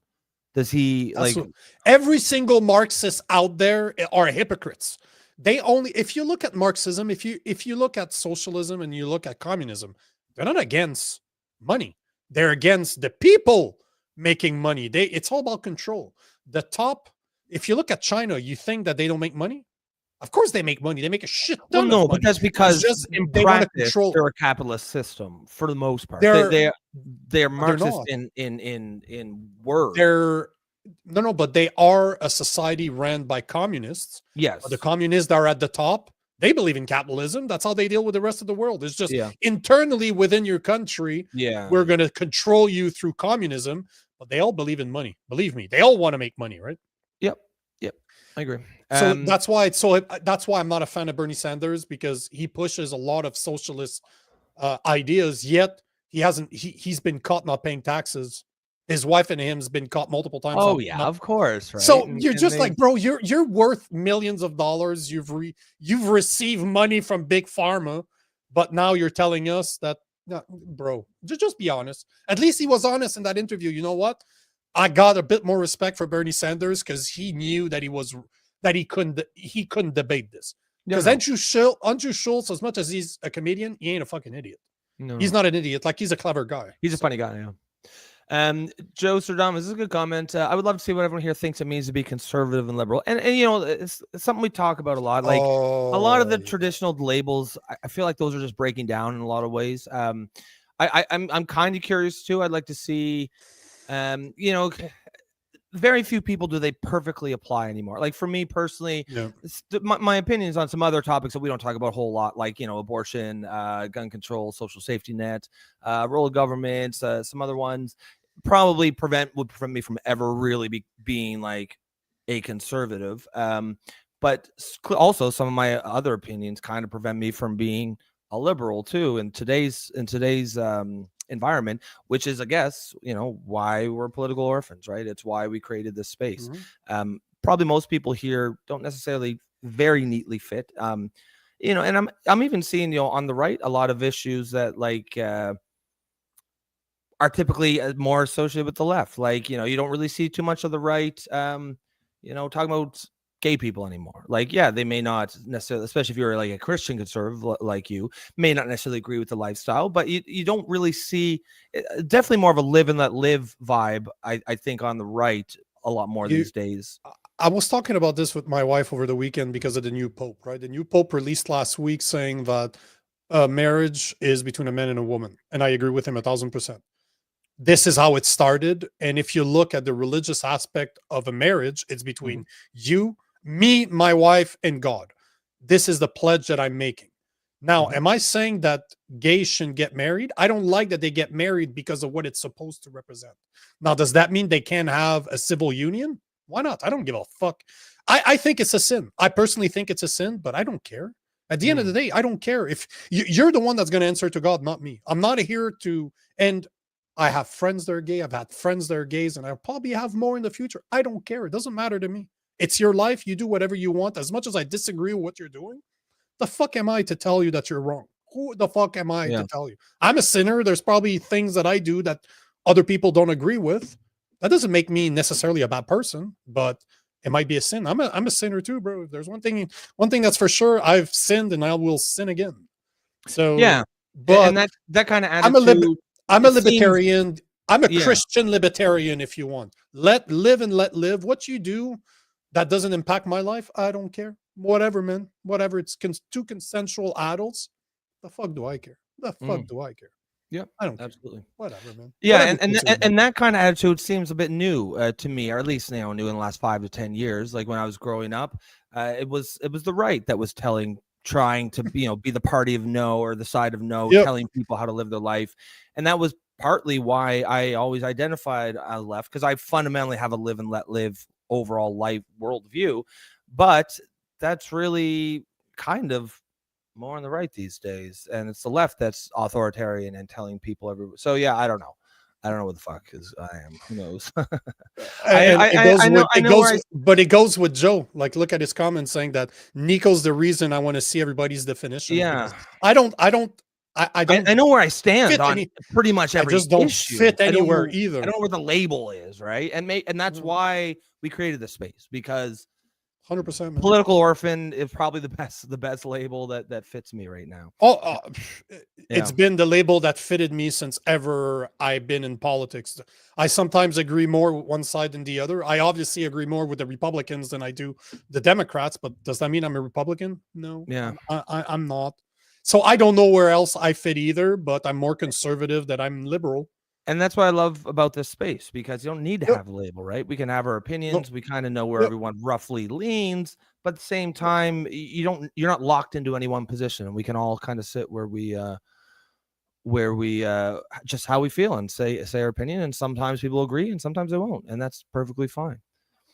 I like this comment because this is something I brought up over the weekend, and I wanted to bring it up today again. That's a great segue, because see, Sylvie tagged us in something yesterday. I saw the post this morning. Okay. But Therese is saying, Therese is saying, Nico, Rob, or anyone in this group, any info on the bill that's being tried to be passed for MAID for children without parental consent.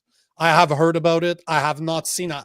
As we were talking right now, I was doing some research. I don't remember. I heard people speak about it, but I have not seen something, because right now all I know is that as per what I can find for MAID, you need to be 18 years of age or older in order to participate through MAID. But before we get into this, I just wanted to give this was just the perfect segue, but let me share something that I shared this weekend, and then you can go with what you found. I just want to put a bit of perspective to it, because that kind of blew my mind.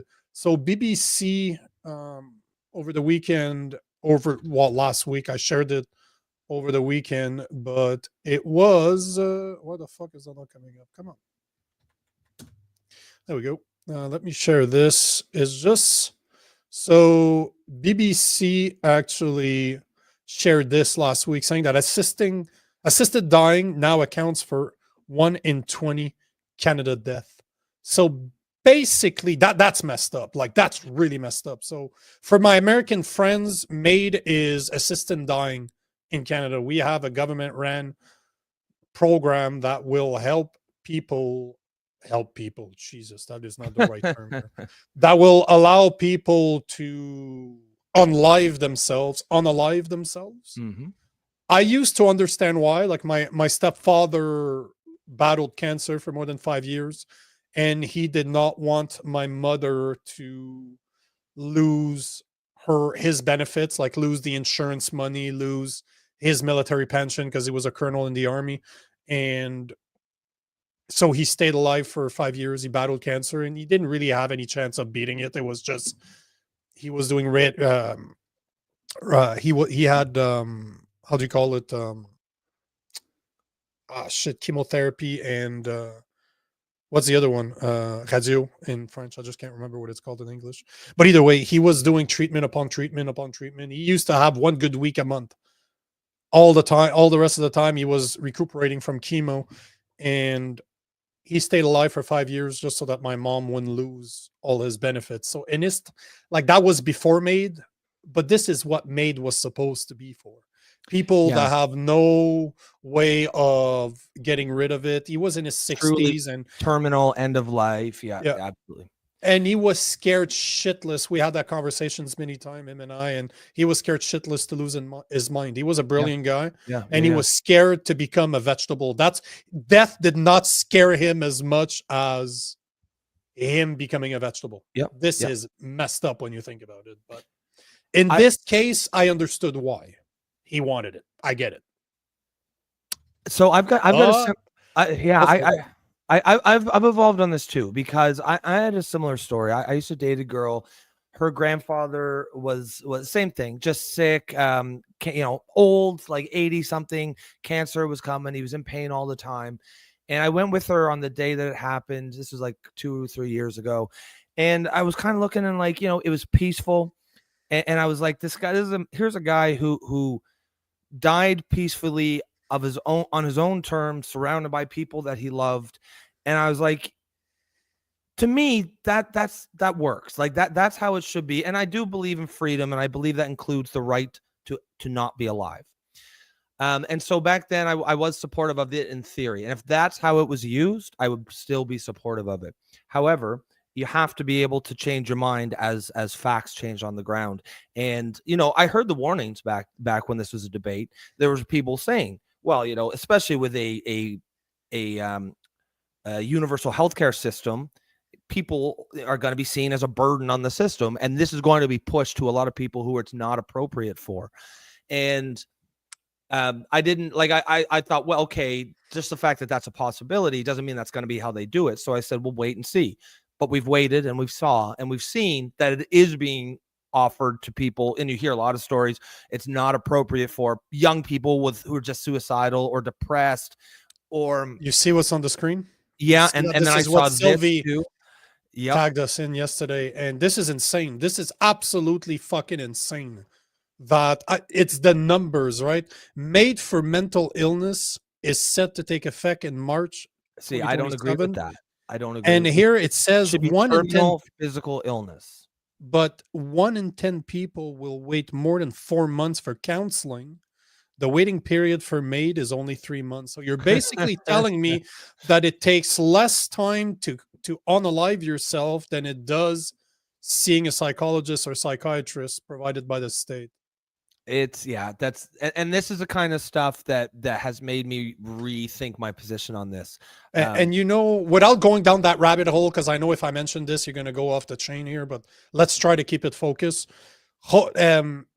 That means that all the trans teenagers that are out there, mostly little girls, how many of them are going to go for that because Well, they're you know so they are. fucking confused? But You know that's they my point, right? So not only now are we lying to them by saying that they're meant that they have a problem, that it's normal to feel the way that it's not normal to feel the way that they do with having all those new hormones rushing through their bodies. Now we're going to give them a way to end it. Like, are you fucking serious? Yeah. Like, what the? Yeah. I And- don't understand how, if you know, we talk about as an engineer, I'm like, what's the end goal here? If your goal is to remove all the mentally ill people, don't treat them and give them a way for them to end it. This is how I would do it. If that was my goal as a government, to say, I don't want mentally ill people, I don't want to address their problem, I don't want to deal with it, what would I do? What would be the simplest way for me to get rid of them without ever having to grab a gun? Give them away, make the waiting list longer to see somebody to help you than than unaliving yourself. So you're looking at all those things together and you're like, there has to be an agenda behind this. Like, come on, like seriously, right? Yeah, it There has to be. yeah. So and when I see that kind of stuff, that's why I've changed my mind. And clearly we can't do it. Like, I think if done responsibly for only the few people who are appropriate, it's fine. But it turns out that we can't do that. So then I need to change my opinion. Then okay, we just probably shouldn't do it at all. You know, Misfit, I think you're bang on. Like population control. Yeah. And same thing as for Sylvie, depopulation is not a hoax. That's the thing, right? It's, even if you're not a conspiracy theory and for you that doesn't sound right, imagine what would you do if that was your main goal? If your main goal is to remove mentally ill people from your society, how would you do it? Give them a way to end it without treating them. Oh, and yeah. this is what we're seeing right now. So call it a conspiracy theory, that's fine. But from a common sense perspective, if that's the goal, that would be exactly how you would accomplish that goal. Yeah. And I saw that yesterday when Sylvie had tagged us in it. And I was looking under the comments, and there was a lot of people saying like, "Oh, this isn't real," or "This is a hoax," and so I did a little. No, I've heard about it before. I've seen this before. And some people were saying, "Oh, this isn't a government brochure." I'm like, "Well, no, of course it's not a government brochure. If you actually read it, like, they're very clearly a group who is against MAID." But I was thinking, okay, but what's important are the facts. Like, are they giving young people the option for MAID? Because that's absolutely inappropriate. And so I did a little bit of research here, and I didn't find the without parental consent. I didn't know if that's that's absolutely wrong. However, I didn't see that one either. Like, as this article says from Global News, minors should be eligible for assisted dying, parliamentary committee says. So the gist of what that pamphlet says, that it is at least an option, is correct. That it's being discussed. It's even being discussed, and the parliamentary committees are saying they should be doing it. So, you know, I don't know about the without parental consent, which would obviously be absolutely flat out wrong. But frankly, any type of MAID for minors is flat out wrong. They call them mature minors. They say they should be mature minors. How the fuck you can't? No minors mature enough to know if they want to end their life. Where'd you put it, Misfit? Because it seems that you told trending Erez that you had the link for. It's in trending. On maybe the Discord. It is. Yeah, I have it right here. Yeah, because that was the old name, was euthanasia. That's how they used to call it. That's right. Euthanasia was, I remember in school when I was a kid, you'd have debates. Are you against or for euthanasia? And then you would practice arguments from each side, and you'd have debates Funny enough that And I'm the thing talking is, it about was this all today, but- theoretical at that point because we didn't actually have it, and so you were able to just base your argument on how it should go. And at that time, I would have been in favor of it because I thought it was only being used for people like your stepfather, or my ex-girlfriend's father, who that's the appropriate use case. People who are of sound mind and just choose to not go on living, who have terminal physical illness. But now it turns out that the people who were warning us that there will be mission creep, and that will be extended, and people who are not really appropriate candidates for it, it's going to be pushed on them too. And it turns out that's exactly what's happened. So here is what Misfit was talking about. So this, obviously, I had to check it out before. This is by a group called the Evangelical Fellowship of Canada. So obviously they're Christian. So that's where the pamphlet is from. Mhm. But contact your local NP and ask about stop MAID for mental illnesses. I'm just trying to see what else are they talking about here. Oh, there you go. MAID for children and teens. Yeah, that doesn't it look like, oh shit, sorry, I always have a darken, like I have a dark, like I spent so much. Yeah. So I spent so much time. It's just it's less aggressive on your eyes, but it looks like the same people. Oh, see, it's right here. Yeah, this is the company where the pamphlet is from. Hey, god damn, we got some smart people. Yeah. Again, so this is definitely where it's from. This is exactly it right now. Well, and the main reason people are saying, "Oh, that's fake," is like it's not a government official pamphlet. I'm like, well, yeah, of course. That doesn't make it false. That doesn't doesn't make it false. The like, who cares? Like, are the facts correct? And again, I don't know about the parental consent thing, but they were correct in that the parliamentary committees are recommending that it may be extended to mature minors. No, but I know that the 2027 is not this is not a conspiracy theory. So it's right here. Like I literally just Googled it, and in Canada, individuals suffering solely from a mental illness were previously excluded from MAID. However, this exclusion was extended until March 17, 2027. The delay allowed for more time to address certain concern about the safety and consistent assessment of MAID requests in complex cases where a person's sole medical condition is mental illness. So this is not a conspiracy theory. It is coming. It's been pushed to 2027. The thing that I have not been able to find is, as you said, without parental consent, because what they said in there is absolutely accurate. Like the pamphlet that Misfit that I shared from Misfit, 100% true. And there was nothing saying that it's just for children. It's just they're talking about it. We've seen reports that it's in discussion, but the fact that it will be extended to mental illness is a fact. This has been done in 2027, and it's been pushed. Like, this has been established for a while. It was still, I remember Trudeau talking about this shit. So why are you smiling? Joe Stradamus. I had a punk band in the 80s called Youth in Asia. Of course he did. Joe's the king of dad jokes. Yeah. Although I don't know, did you actually? Because I don't know, Joe seems like an old rocker, eh? He's got that flowing hair. You can picture him. It does exist. As soon as you write Youth in Asia, there is a band. It was a UK anarcho punk band from London. Oh Jesus, that looks, man. Today that would be so racist. What's that? Hold on, let me just show you. If you write euthanasia on the Google, I'll just show you quickly what brings up. But that is so racist. You could not have that as your band logo. No. Joe, is that you? Is that you guys, Joe?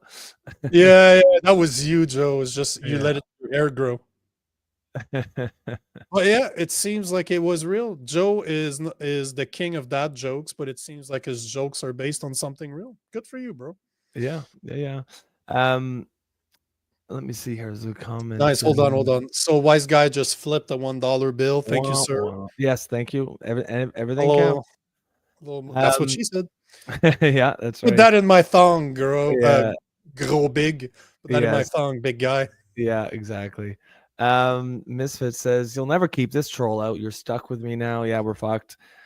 You guys, Well, you're on the inside now, and there's no getting you out. But I'm a troll too, bro. Yep. That's the thing. Don't get confused here. You're not the only troll. I'm a massive troll too. We still haven't got to the main subject. We're Holy for shit. an hour and 50 minutes in, and you know what? It is what it is. Yep. We'll run it in half an hour. I'm sure we'll run it in half an hour. Nick, I wanted to, go for it. in 2002, 1 in every 25 Canadian deaths was by MAID. Every year it goes up by about 30%. Yeah, that's not It's right. insane. It's not right. I would be curious to see the correlation between mental illness, the rise of mental illness, and the rise of death through the MAID program.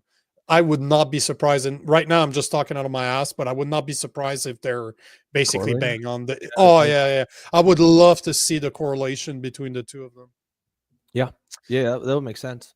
And that's why, like, I think it's just, I mean, how many people have mental illness and have at some point been genuinely, the S word, the unalive-icidal, and then have, gotten help and gotten therapy, got treated, or something changed in their life, and now they're like, oh, thank God I didn't do that. That's why it's so dangerous to be offering it just for mental health issues. At the same time, like, I'm not gonna say it out loud, Northern Hillbilly. You can see I'm showing your last comment on there, just so you know. I work with a company, not a company, it's a foundation in Canada. I can't say their name, not because I don't want to, just because YouTube do not like them. Oh, but really? I posted a video on the Discord server this morning about an interview, because that's why I was in BC, right? They specialize in the guy that's the head of the board has lost his son to the whoop whoop 40 years ago. He started having seizures and all that stuff. Healthy baby. Wow. 4 months, he got his whoop whoop. And within a month, he started seizuring to a point where he had between 12 to 14 seizures a day. And yeah, he ended up dying from it, but he lived until he was 31. But either way, I recorded a 3.5 hour interview with him in BC a couple of weeks ago. That's why I was there. Wow. And we're starting to release the content. But if you go on I put it into one of the discussion, your story on the Discord server. But if you look, I'll just share the screen so that I won't say what it is, because again, they get in a lot of trouble, but it's them. So don't say it out loud, but them. These guys. And you can see, like, we started posting some videos. You can go on my Instagram. I talk about this stuff all the fucking time on Instagram, because somehow I get away with it on Instagram. Yep. But yeah, we started talking. His story doesn't really censor that as much. There's ways around it. You can't talk about that on TikTok. Okay. The mention of that, you're gonna be banned. But on Instagram, there's ways around it. So yes, Hillbilly, I know. I've been around this stuff for 4 years now, maybe a bit more. And I'm working with some foundations that specialize in, they call it informed consent. That's all they want to do, right? So you saw it there. What do we do now? Because I wanted to talk, it's the second day, I wanted to talk about what Kash Patel said. There's 2 videos I wanted to show, but then are we doing that? Or we do that fast, and then we talk? Yeah, okay, let's we do it fast. Okay, we do it fast. We'll get that in quick.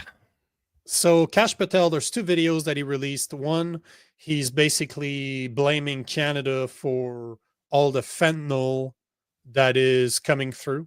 So basically, Canadians are responsible for all the fentanyl in Canada. I just found it to be hilarious, and it's even more hilarious after I show you the other video afterwards. 2-3 months that we've been in the seat under Donald Trump's administration, he has sealed the border. He has stopped border crossings.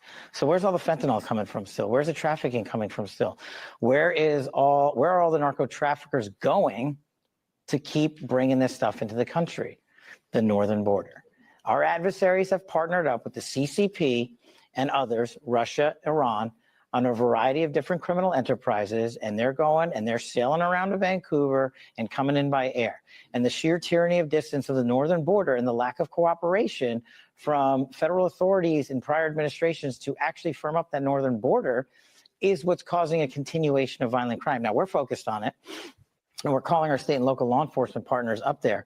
But you know who has to get to step in is Canada, because they're making it up there and shipping it down here. And I don't care about getting into this debate about making someone the 51st state or not, but they are our partner in the north. And say what you want about Mexico, but they helped us seal the southern border. So, you know what I find interesting about that is that some of the stuff that he says is absolutely right. Now, to say that all the fentanyl come from there is a massive exaggeration. Yeah. But for him to say that the CCP is partnering up with the narcos, he's not wrong. We have mega labs here, or super labs, I think is the term that they want. There's some big ones. Yeah, see, as Misfit is saying, it's not that far-fetched. The amount of super labs in BC is ridiculous, and that's absolutely right. And that's not, again, that's not a conspiracy theory. It's just, I don't like when Kash Patel is saying that it's all Canada's fault. But at the same time, I like the fact that he's also saying that it's our partner. Like, we need to do something. I like the way he's being politically correct in a way that he's calling out our leaders. He's blaming them for everything, which is incorrect, obviously. But he's still leaving the door open as in, hey, guys, wake the fuck up. Like, what are you guys doing? We want to partner up. We want to work together. But I'm not talking about the 51st state. It's funny how it's very clever the way you approached it. But, yeah, I mean...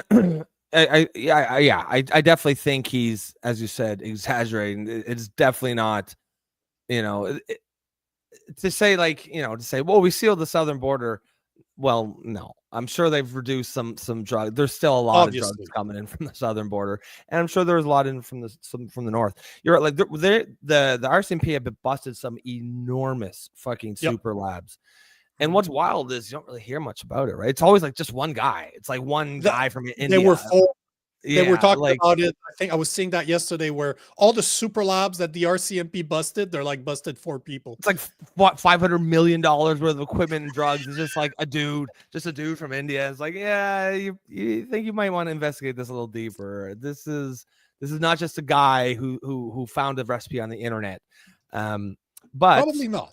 Yeah, but I mean, I think hopefully it's just designed to kind of give Carney a kick in the ass. I mean, I don't know what he's not doing, what he could be doing more. He should be doing as much as he can, because this isn't just an American problem. Like, we don't want fentanyl here, because if it's going through to America, it is here already, and we don't want that. Sasquatch is bang on that. This is exactly the numbers that I've seen too. But I think this is the point of Kash Patel, is the fact that Mexico's trying to work with them when it seems that Canada is not as open to work with them. Because remember, under Trudeau, they were saying that there would be a border czar, or they called him the fentanyl czar. Yep. I haven't heard that title as part of Mark Carney's ministers. No, yeah, that's true. I think there's somebody that's taking care of gender equality, but there's no border czar. Yeah, and exactly right. They've got the Minister of Culture, the Minister of Gender Equality, no border czar. I mean, as Sasquatch says, Mexico helped the U.S. to secure the border and told Canada to fuck off. I think that I don't think they expect Canada to stop every single bit. I think they want Canada to cooperate, cooperate, right? Make an effort. Yep.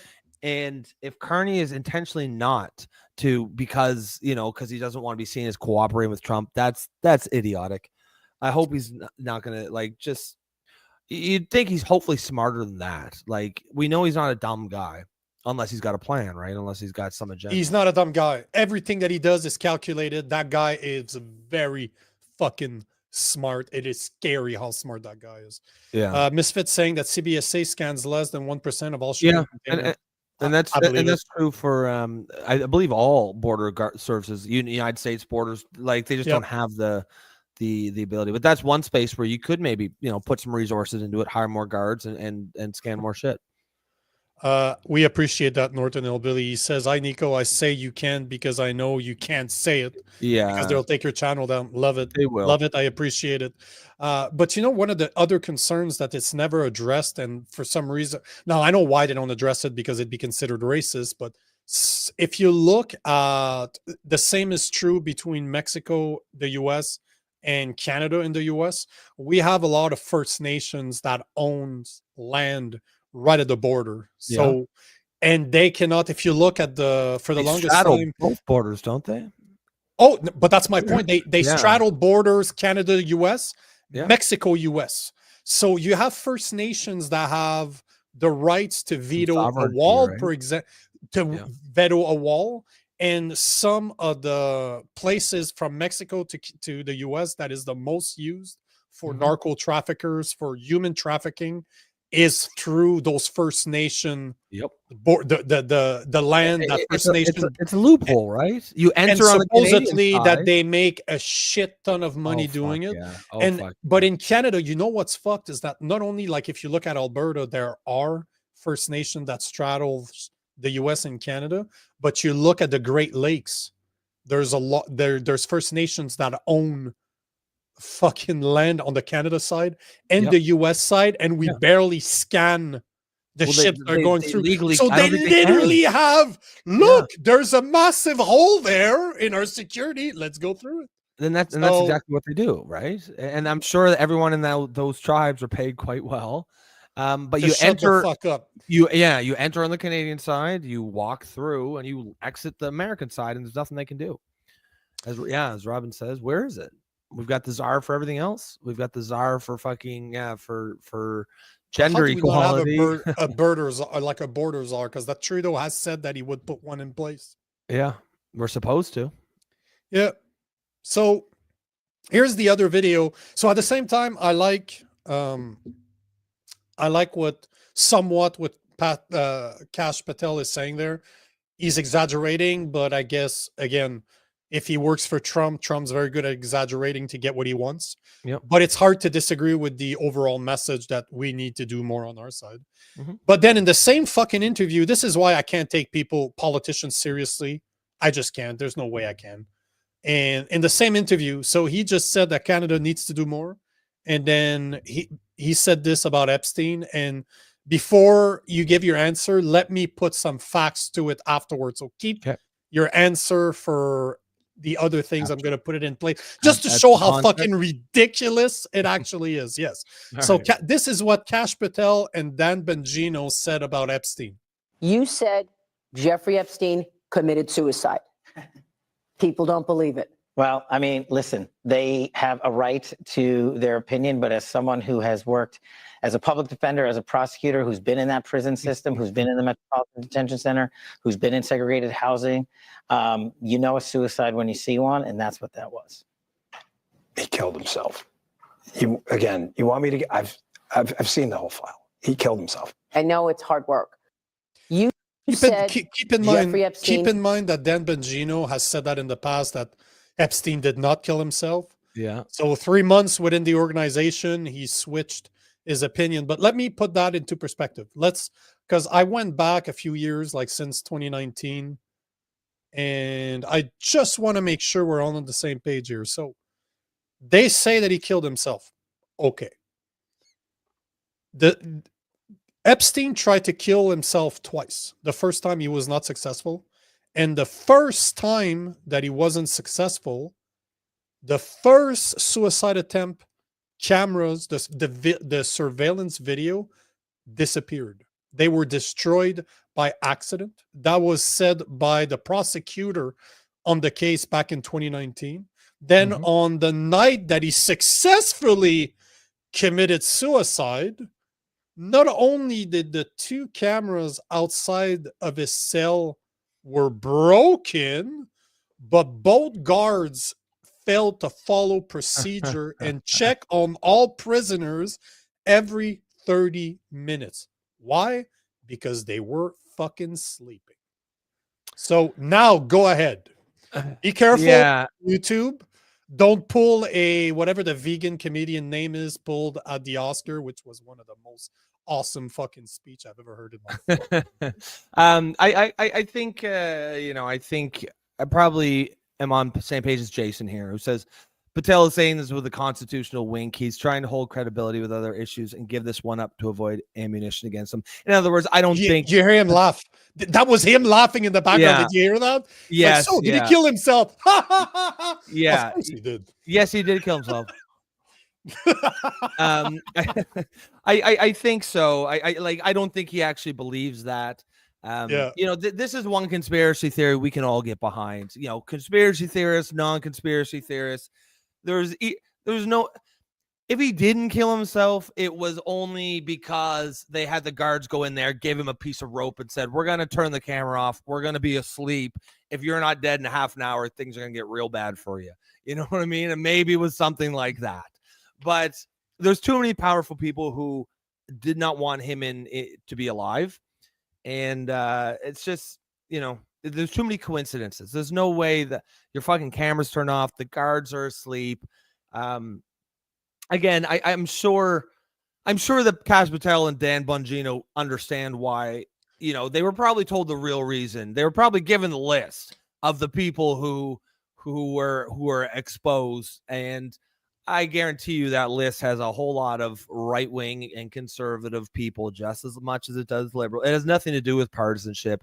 This is not about politics. No, these are the people who just run the world, who are very powerful, and they don't play the politics games. They dangle the politics games for us peasants to play, right? The commoners. Yes, us fucking plebs. We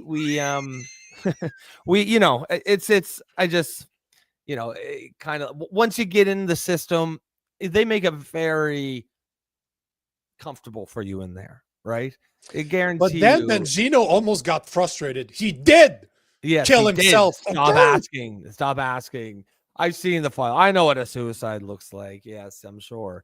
I thought there was no file. I thought there was no evidence. There's no file. There's no fucking camera. It's funny to hear Dan Bongino say that when for years he said the complete opposite. Right. And it's just that, you look at all the first unaliving attempt, can't find the footage.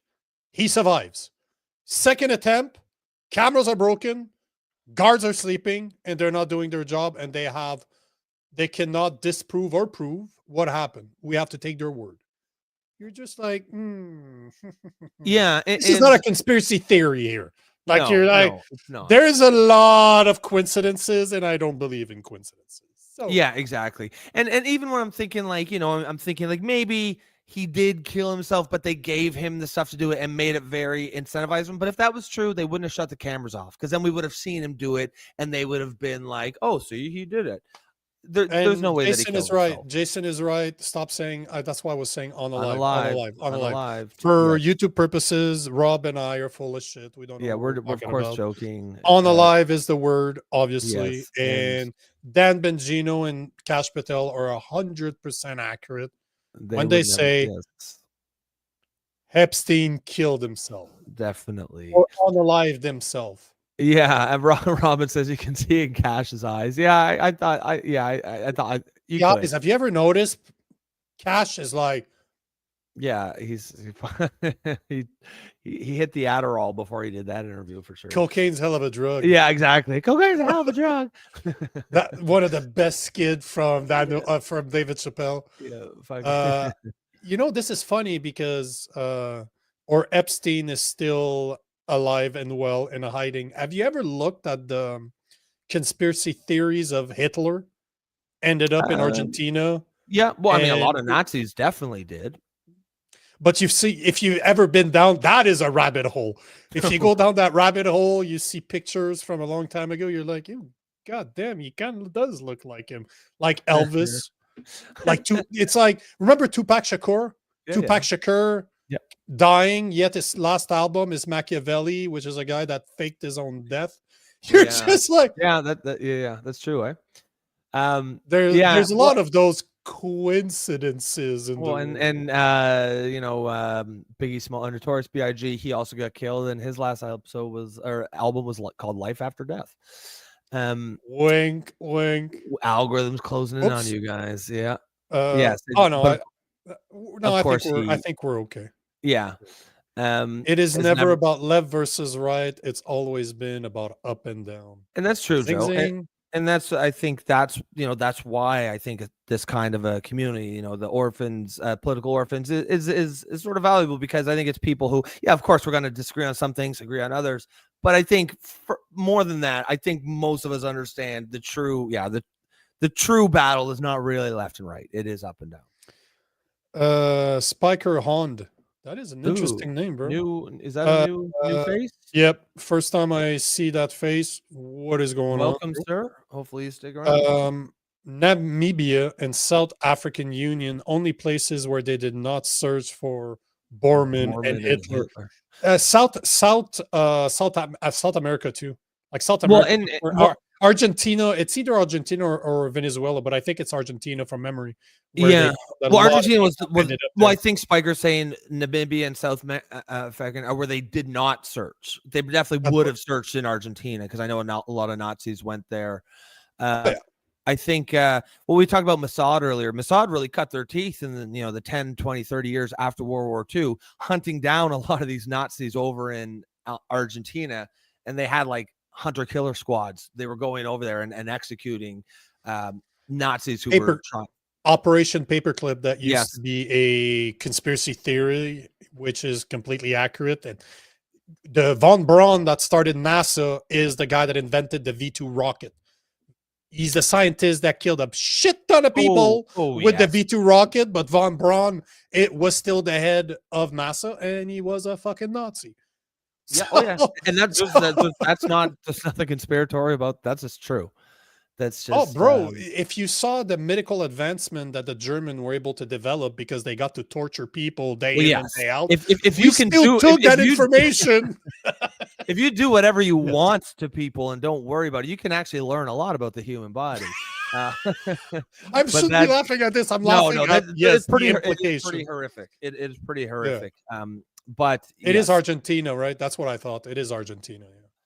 Well, yeah, Argentina is where most of them definitely went, for sure. This is not a conspiracy theory. No. There's a lot of them who were found over there and were either killed, or it turns out after they died, their kids. I think there's some of their kids came out and be like, "Oh yeah, by the way, my dad was fucking, that famous Nazi or whatever." Do you remember Inglorious Bastards? Have you seen that movie? I'm a big fan. I never saw it. No, Brad Pitt. What? Yeah, I never saw it. That is a great. You need to watch that movie. Yeah. I love Quentin Tarantino movies. But Inglourious Bastard is top 3, top 2 best movies made ever. Not just. It's so outrageous.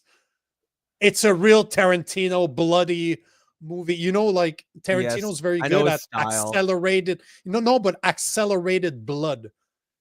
At one point they fight in a big. Where it's spraying No, but that was meant to be more Asian. Yeah, but at one point, in movies they use an automatic gun to shoot at people, and it's pretty. Like there's barely any blood. Yeah, and it's like they have a fight for 5 minutes. They're hiding. No, fuck you. If I enter a basement with a fucking automatic gun and I start spraying, I'm killing a shit ton of people. People don't have time to go under the table and hide. So there's a lot of battles that are just super quick, and people are just getting destroyed. The movie is great, but the point I was making is that at the end, they kind of, one of the things that Brad Pitt does throughout the movie is that when he finds Nazis that he doesn't kill, he puts a swastika on their forehead, because he's like, when you're gonna take that nice Nazi uniform off, I want to make sure that we can recognize you. So at the end, they kind of allude to the point that Americans were, some people were allowed to cross over, became American citizen, and you have no way to identify them. You would never know. They just entered Argentina. You never found them again. Some came to the US through paperclips. Some probably came here just because they could. And guess they lived a long time. Misfits. Rob, we've decided you are watching. That's my homework assignment. Yes, yeah. Your Watch homework it. assignment is to watch that movie. Glorious It's Bastard. great, man. That movie is great. Like the main actor, what's his name? Christopher something. The guy that played shit, what's the name? Jason, we're in the Django business Unchained. of killing Nazis. And Oh, business is bro. booming. And business is the booming. Christopher Waltz.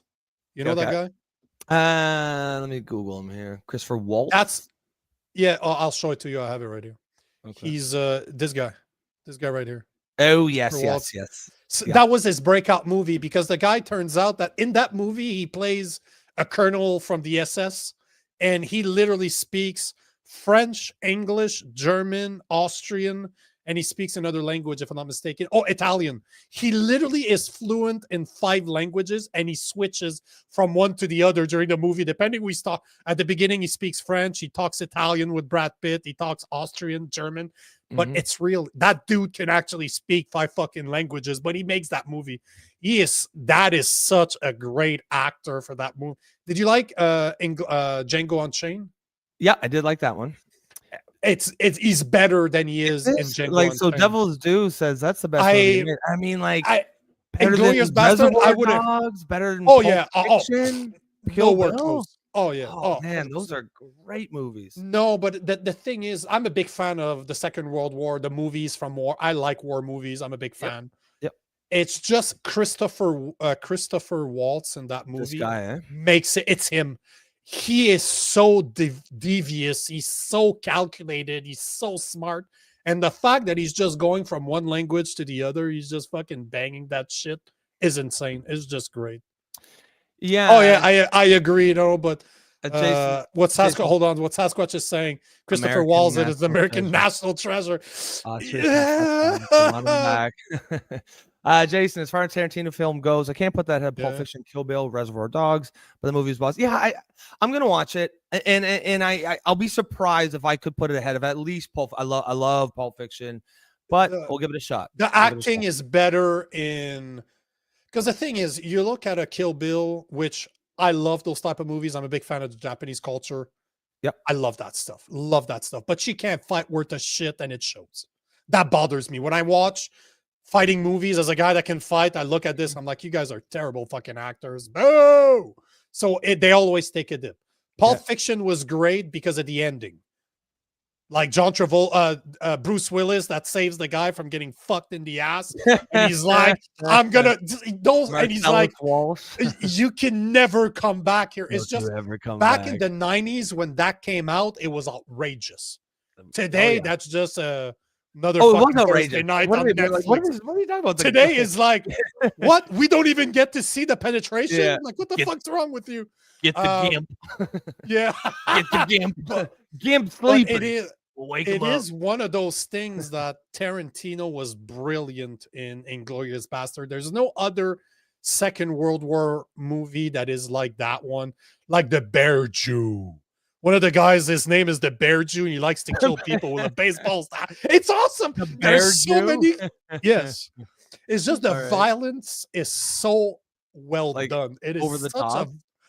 Yeah, but over the top to a point that you imagine that it's realistic. Do you know what I'm saying? Like, for a guy that has committed damage to people's faces by punching it, it's not like they show in movie. You don't get it. I don't hit you 5 times in the face before your face is busted open. One punch, I catch you properly, brah. Your nose is broken. You're pissing blood. That movie's like that. It doesn't take a lot of. They start shooting. There's blood fucking everywhere. Oh, the movie is great. You need. That's your assignment. I agree. Tonight, you watch Inglourious Basterds. Inglourious Basterds. All right. Joe says many of the Nazis ended up in the U.S. to help with our aerospace program, where they went underground and metastasized. Yeah, there's no doubt about that. Well, the underground and metastasized. Metastasized. Joe with the big Joe word. comparing them to cancer. Well, the V2 rocket program was light years ahead of anything that the Allies had, and I think their tanks were the same thing. Their technology for tanks. They had their jet planes. I think the Messerschmitts they're called, and they only came in at the last like 6 months, but apparently if they were like 2 years, like 1942, 1943, they could have turned the tide of the war. They were that much better than anything that the Allies had. But yeah, and then of course, America took them all. They took all the scientists and they gave them very cushy jobs. They're very cushy lives. They had very comfortable lives in America. And yeah, as Joe said, they kind of just melted into the background. But I like his metastasize as in it's spread. Good word. It's spread all over the U.S. body. Spike and Hund, you're gonna fit right in. Hopefully, we see you again because those type of comments, bro, you're gonna fit right in. But the first Nazis were the Ottoman Empire, those who helped England with pirates, Barbary, mercenaries to fight America in 1812. Shortly before their navy was cut a new asshole by the Americans. Man, you're gonna fit right in, brother. You're gonna fit right in. So hopefully we see you again. Yeah, love to. Always like to see new faces, and hopefully they become old faces. The French girl in that movie was awesome too. Who is that? Oh, she's a real French girl, and it's just the movie's all over the place, right? Mm-hmm. The movie is literally the Inglorious Bastards are like 7 Jew guys from the U.S. It's a team of Jew midgets that's ran by Brad Pitt, which he comes from the Smoky Mountains. He's a fucking hillbilly with a massive fucking accent, and is basically, hey guys, we're gonna be dropped behind enemy lines, and we're gonna kill me some Nazis. But if you join my unit, you owe me 100 scalps, and I want my 100 scalps. That's basically the beginning of the movie. That's the speech, and then they start killing. I've seen that part. Yeah, the movie is just everybody is on point. When you have a movie where every single actor, you're like, he seems to get a lot out of his actors, eh? And he works with the same people all the time. Like he's got once he finds a favorite. Like he's worked with Brad Pitt quite a bit. He's always got John. It's not John Cusack, but there's a guy that looks like John Cusack that's in quite. He was in Reservoir Dogs and in Pulp Fiction. I like Reservoir Dogs. I like that movie because it was something. But you know why that movie is brilliant?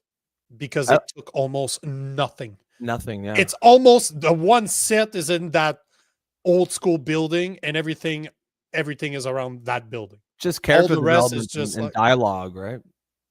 Well, he did the same thing in what's the other one where they're in cowboy times and they stay in minis as the Ashbury.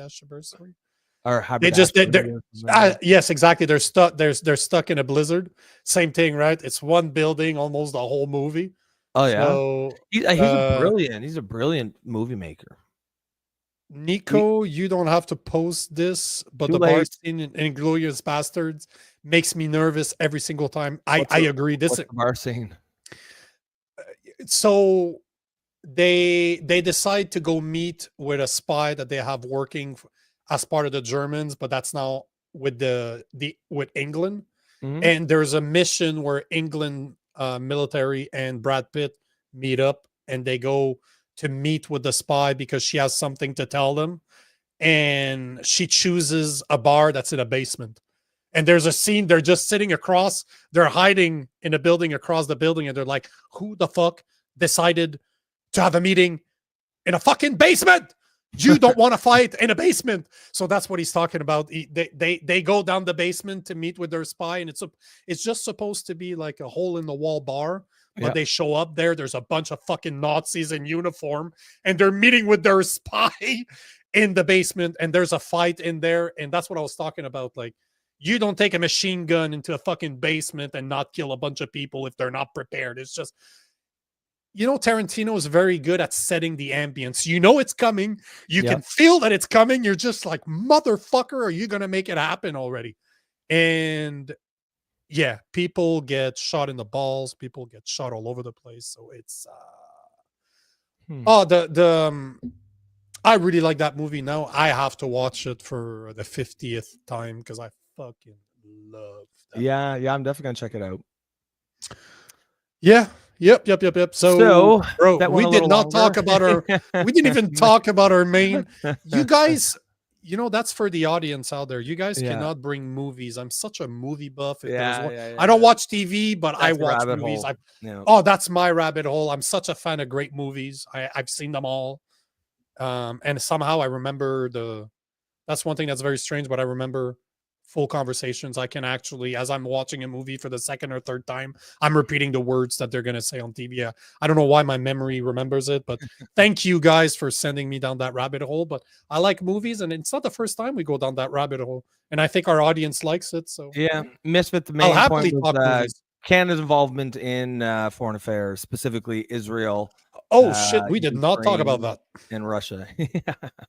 I mean, It was about, you know what, Misfit? It was about, Carney said yesterday there was an alliance that seemed to be happening between Canada, France, and the UK, where they're telling Israel to stop what they're doing in Gaza. That's basically it. And I wanted to bring back the point that over the weekend, he also said to Russia that they were the aggressor, and yes. basically made Zelensky sound like he had no remorse, no reproach. It was just all of the fault fell on Putin. And basically the point that we wanted to talk about is really that Should why is Canada Canada be- even getting fucking involved in this shit? Yeah. We don't have a military. We're like a bunch of little idiots that been depending on the US to fight our battles. Trump has already or spoke with Putin yesterday for 2 hours, saying that it seems that Putin has agreed to do a ceasefire, that they're going to work on that ceasefire. So why the fuck are we even getting involved? That was the whole point of the main message, but it seems I was able to make a resume and in like 30 well, I seconds. mean, we'll see what happens tomorrow. If there's a better topic, we'll take that. But if not, we can revisit with all the videos. And guys, remember, if you're a part of the Discord server, you can also throw suggestions out in there as well for topics you want us to discuss. A lot of the stuff we take is from the Discord server. It's in a lot of ways the show is a sort of a crowdsourced show. You guys have just as much input as we do on what the content is. But to the question of the day, the main topic, I think, one thing that I've seen with what he's doing is sort of, again, it's more of that move towards Europe, right? That move towards embracing Europe and away from America. And that's not coincidence. He's intentionally doing this. I don't think it's good policy. I would like to not see it. Like, obviously, have good ties with Europe. That's great, but not at the expense of America. That's our neighbors. That's our biggest ally. That's our biggest partner. And if you say not see, you would rather not see. I would not see it. Yeah, did not see that coming. Great. I mean, yeah, if you're, I don't think, like, sure, have close ties with Europe. Of course, we're all in the Western world, but not at the expense of America, right? Not at if Donald Trump's, I don't know what Canada. We don't have a dick here. We don't have a swinging dick. We don't have a dick to swing. Let the big boys, let the power players stick to the power games. They're already dealing with it. Yeah, we should be sticking with fucking what we do best. Make maple syrup, play hockey, do those things. What is this here now? I believe this is what Misfit is talking about, and this was probably what happened in Epstein. That's what Epstein did. Yes. Wise guy, thank you for that, sir. Wise guy says Carney's always saying coalition of the willing. It's possible the US will join them. I think the US is going to do their own thing. I think, it sounds like on the UK front, it sounds like they've kind of starting to have some movement there, and it sounds like it's towards getting to some sort of ceasefire, which would be nice. On the other hand, the Gaza Israel thing, I don't know what the plan is there as far as the US is concerned. Remember, we had one of the first topics we talked about, like our second or third show ever, was Donald Trump saying he's going to take Gaza. And then we never he would turn it into a resort. Yeah, and we never heard anything else about that. And we were kind of like, we'll stay on top of the story, but there's nothing really to stay on top of. I did see something the other day where there's a plan to move 1 million Palestinians to Libya. I don't know how the Palestinians feel about that, but I suspect you can't, you can't kind of force them there, or that's not gonna be good. I don't. I don't. It's hard to say with Trump because sometimes he just says shit and doesn't really think it through, and then you never hear from him again. So I am trying to find the post I wanted to talk about. Did you ever find it? Because he did post. Trump did post about it. what was it about? yesterday, and Gaza, no, it was about Ukraine. Trump, Ukraine. I think I Yes, something. I found it. I saw it yesterday. Okay. I thought I had saved it, but I don't. Yeah. I think it's this one. If you right got here. it, we'll Oh just yeah, end. there you go. Yeah, I just got it. I just wanted to read that because I thought this is what I wanted to bring to this show. So Carney seems to be acting tough while trying to get involved in the Ukraine/Russian war, and then you have him trying to get involved with Gaza and Israel. And let me be very clear: I don't give a fuck about foreign problems when we have so much problems at home. Yes. Should we do something if we could? Yes. Are they all at fault? Yes, absolutely. Israel's done some bad shit. Hamas has done some bad shit.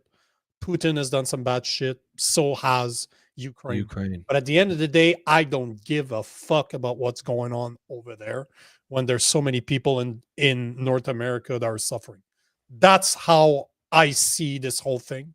But I found this to be fucking hilarious that so he shared this yesterday. Oh shit.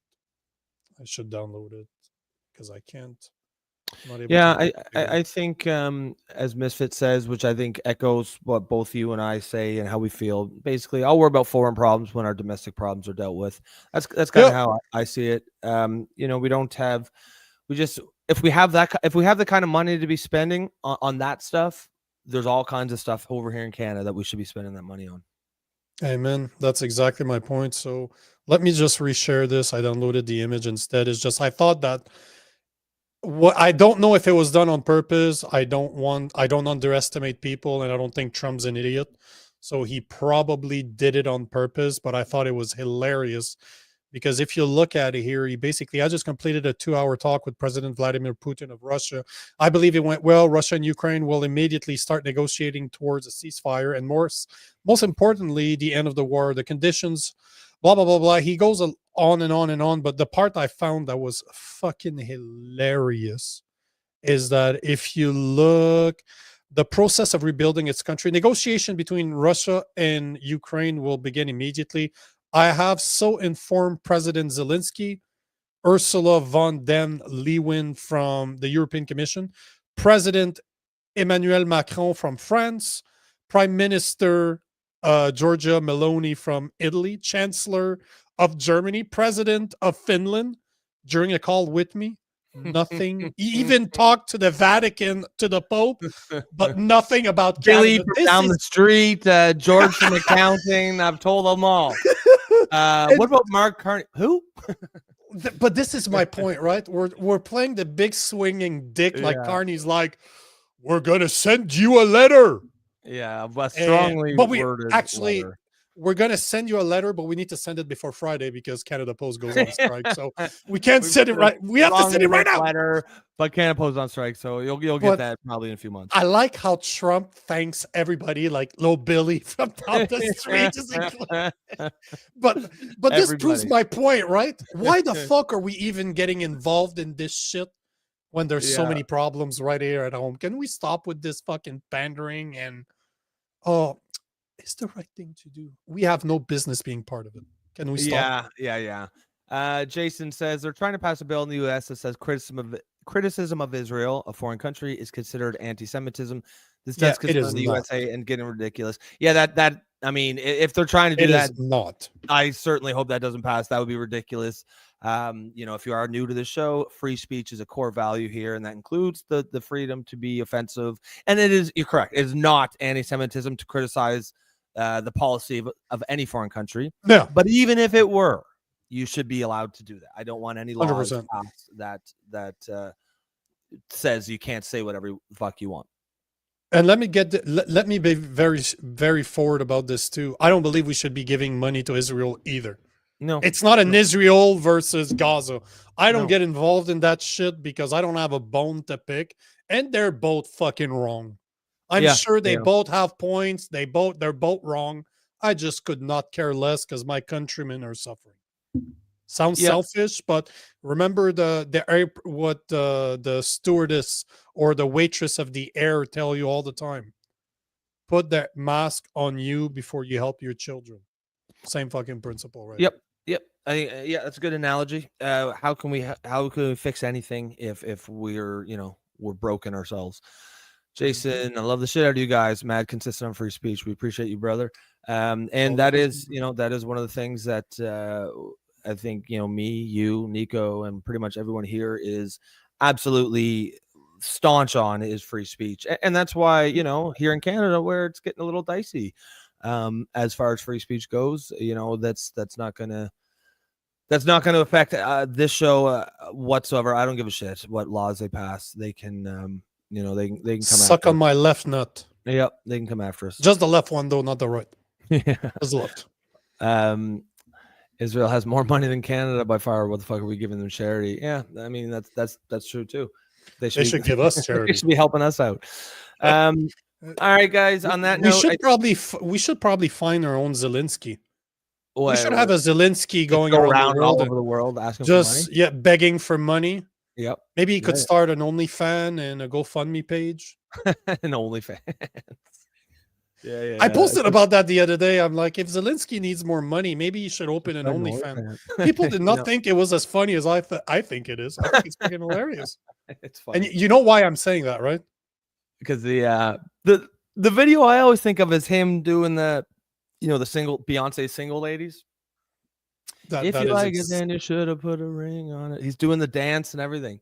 Imagine if that's your wartime president. Hold on. You got it? All right, we'll end on that. You got to remove. There we go. Oh, no. Hold on. Yeah, try it now. Remove it and then put it back on. Yep. There you go. You see that? Yep.